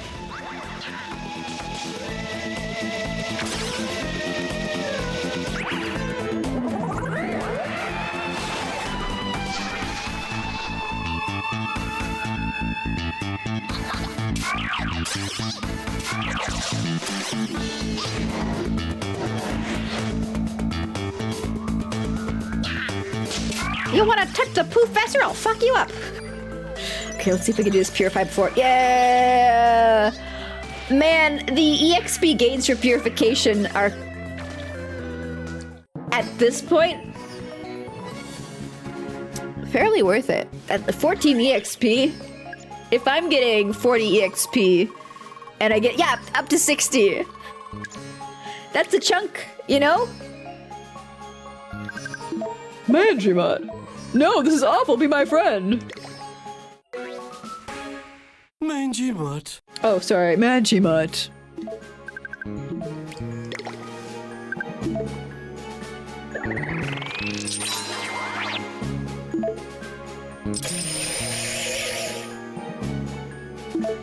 Okay, I forgot you were important.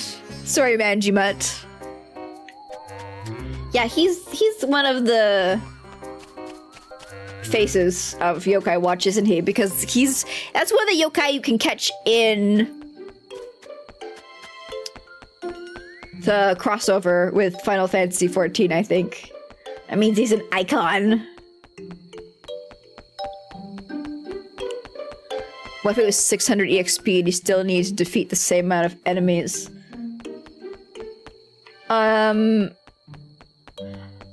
Honestly, in this game, I don't think it would do anything for me because I'm not looking at the number of EXP too much, so much as I'm looking at the bar go up.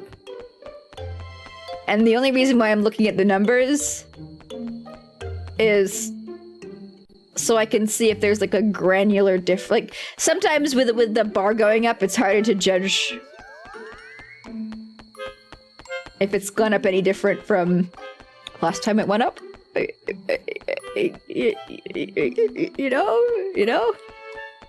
If the bar goes up a lot, I feel good. If the bar goes up a little bit, I look at the number and try and remember that number for later. Oh, it's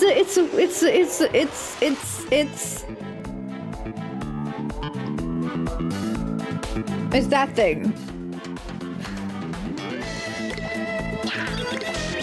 Riffraff, can I feed you before you die? You look like a Kappa, vaguely. Have a cucumber. Okay, I guess he's not that Kappa-like. Fine, very well. He's a staple of the— Exactly. He's a whole punch of the series.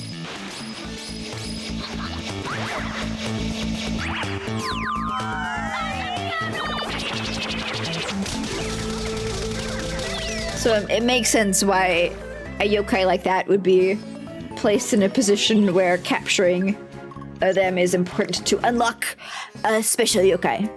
Yes, let's go with that. Yoink.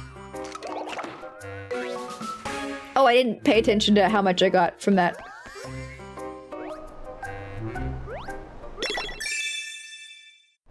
Garbage for me? Garbage for me? Oh, a carrot. Delicious. Yum. I want to eat it fresh off the ground. I'd say he's more of a rivet. He's some sort of object that in some way, one could argue, relates to this game. I think all of these are yokai I want to catch. I want every single last one of them. I don't think we have any of them. So we'll stay in this area until Granny gets to level 10, or we catch them all. Gotta go later, folks. Thank you for stopping by, Rex. Have a good one. The series has Kappa, but he's not one of them. He looks like a Kappa who's living an alternative lifestyle. I don't. Yeah, that works. Like he left the river and he was like, nah, this life's not for me. I want a motorbike.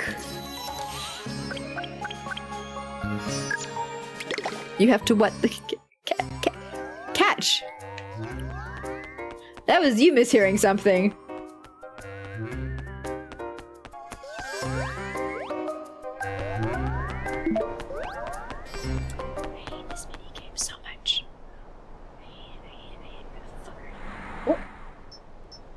Are you a Hungramps? Looks like a Hungramps to me.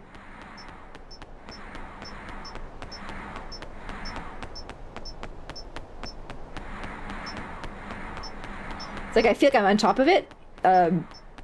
My spyglass is on top of it, but I'm not very successful. Oh, Hungramps, I need to catch you for something that I will never unlock. But you know, keep fucking dreaming, right? What's Hungramps like? Do you want a ramen? I feel like he'd like anything, cause he's fucking Hungramps, you know?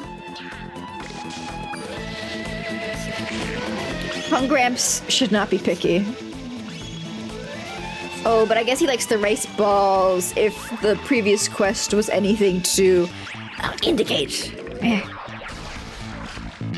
Don't think Nintendo will be— No, don't you know that's not the Pokemon franchise's that's not their vibe anymore.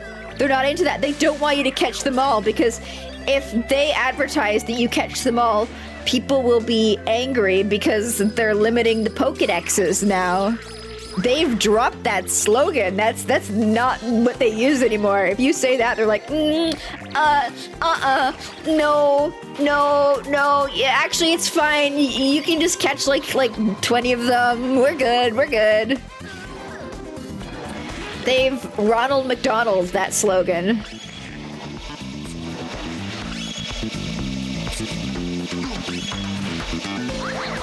Or I guess if you want like a more obvious comparison that people won't go, huh? To, they've Thanos snapped that slogan. Pokemon, gotta catch whatever is currently available. Exactly. Obviously, it doesn't roll off the tongue to the same extent, but there we go, Granny's level 10. They don't really have any other option. 102 experience points. And I've got over $100. I think I said this when I was playing Yokai Watch 3, but if I was a little kid and I made $100 from going into like shady alleyways and beating up ghosts, at that point I would go home, buy myself a gaming console, and never leave my house again. So props to this kid for still finding enjoyment with this lifestyle, even after becoming rich.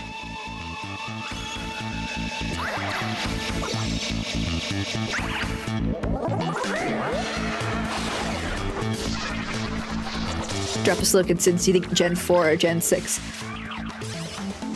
Gen 1 was red, blue, gold, silver.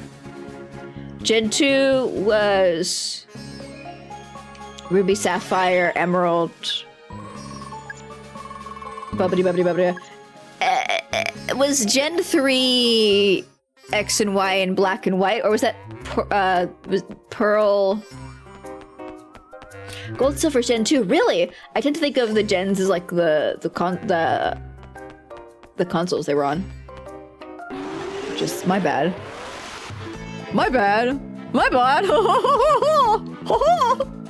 Incorrect.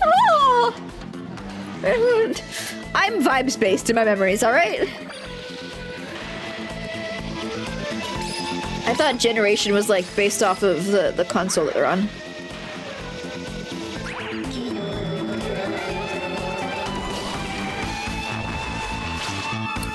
Red, silver, Gen 4.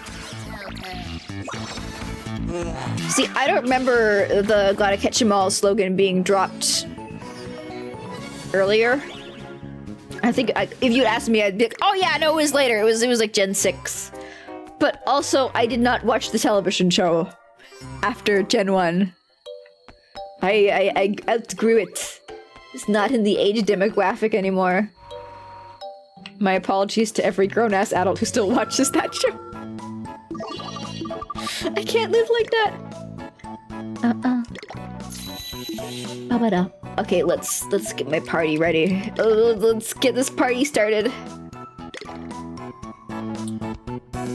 Dun, dun, dun, da, dun. Do, do.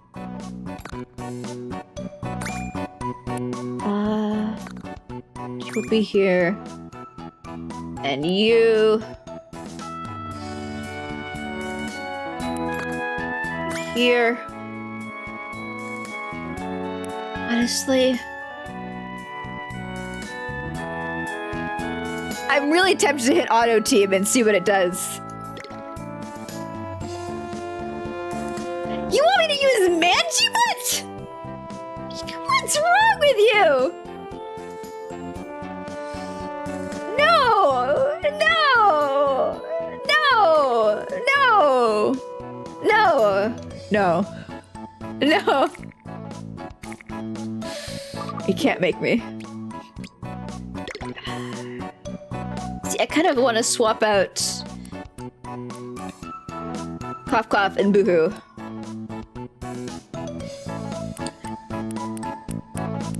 Even though they're high level now.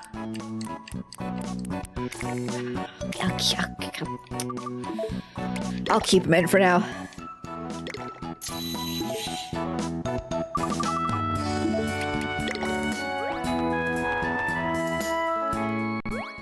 Okay, skew me over. I don't want to make eye contact with that. No. No. No. No.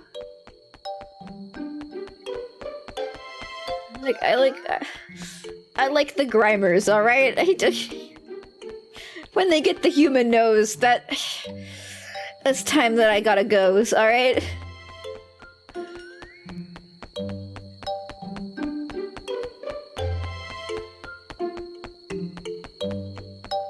All right, game. I've played by your mechanics. I've fought in your combats. But I do need to go to the little clown's room before we do this battle. I don't want to be distracted. I need to be locked in, focused, ready to kick ass. So I'm gonna take a little break, and I'll be back shortly. And then, you know, throw downtown. See you guys later.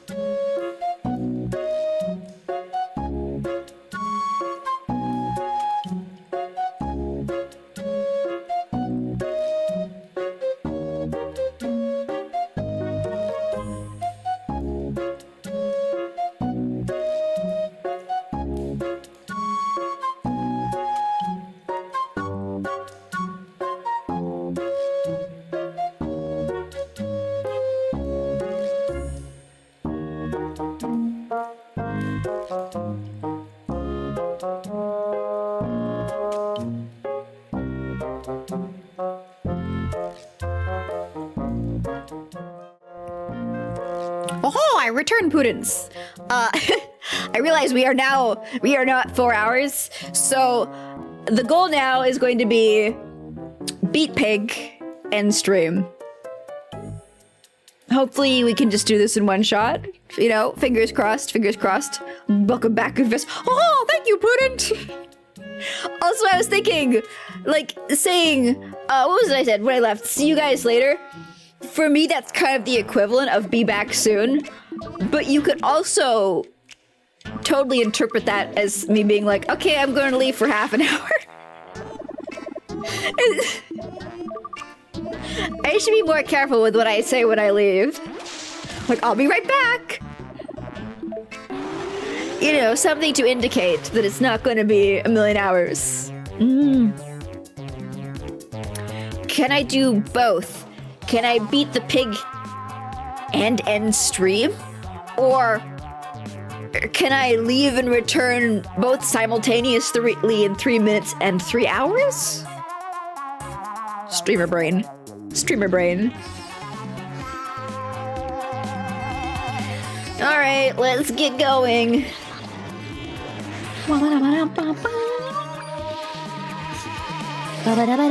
I feel like I should be using my ultimates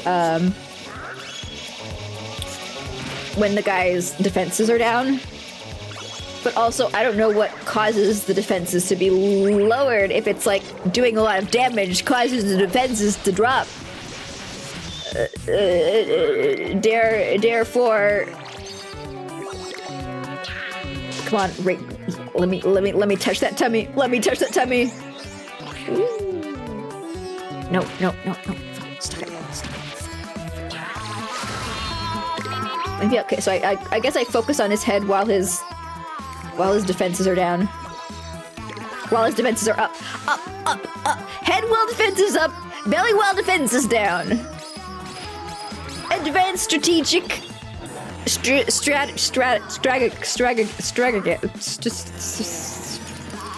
Hit enemy until it dies. Hit enemy until it dies. Ah, don't kill my Dwana.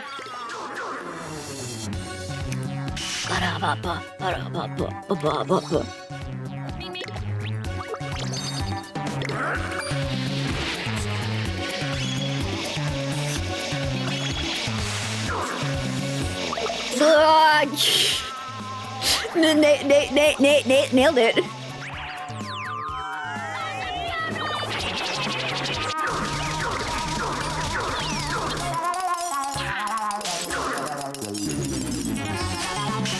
All right.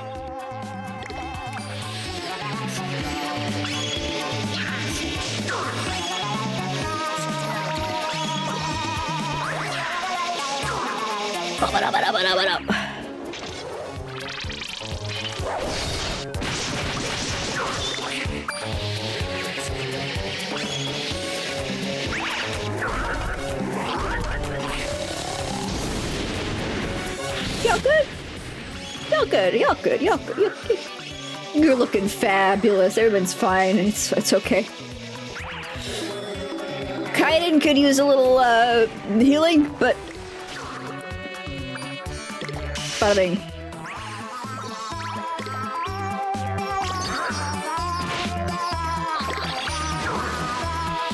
Oh, Dwana's fucked. Oh. Okay, good. Healed himself.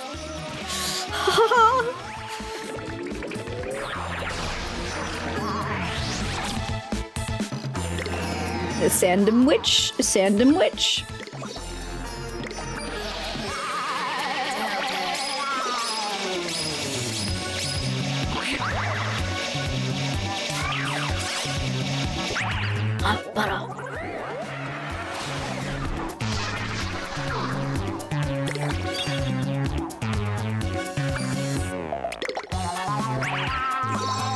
Come on, Jibanyan. Get ready. Use your ultimate. None of my Yokai ready to ultimate right now. They should just be dropping all their spell. Okay, fine. Oh.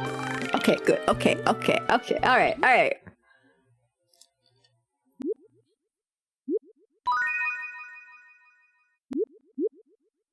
Okay, now we can start fusing our yokai. And with that, stream has come to an end. Can I get some music though?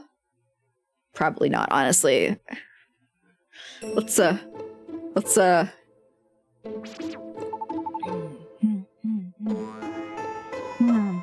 Shh, Barnaby, you're for next weekend, all right? Hold on there, buddy.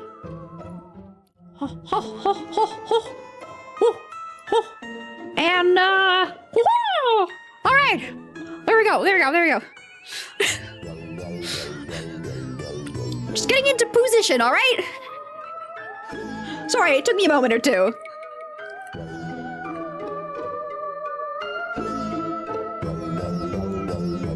Nice music. Anyway, welcome to the end of the stream. Let's see who's online to raid.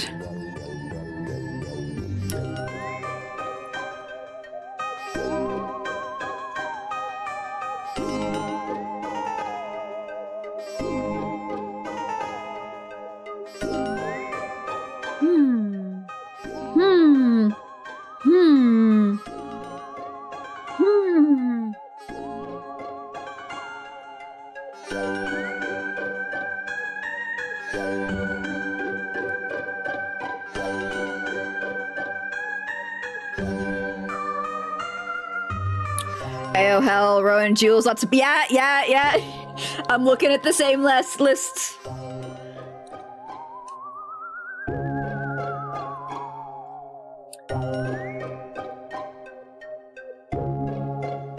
I do like it. I do like it when chat gives me somebody who I've never heard of before. It's always fun to go to a new stream. So, tell you what, we're gonna do a free for all raid suggestions.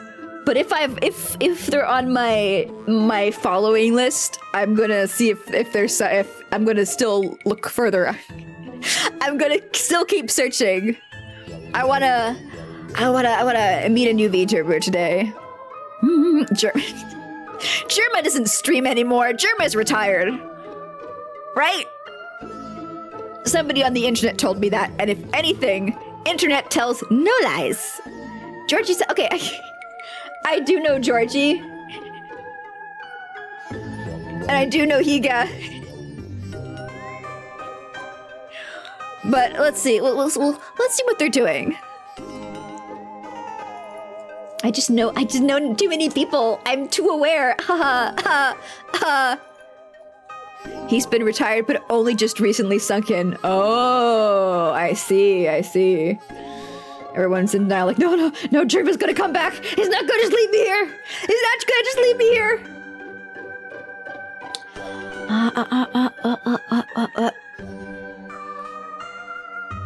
Also, Cheersy BC, also Shatter. Yeah, that. All on my list. I need to cut down the VTubers I'm aware of. Emo Shimo! I don't think I know Emo Shimo. Roblox?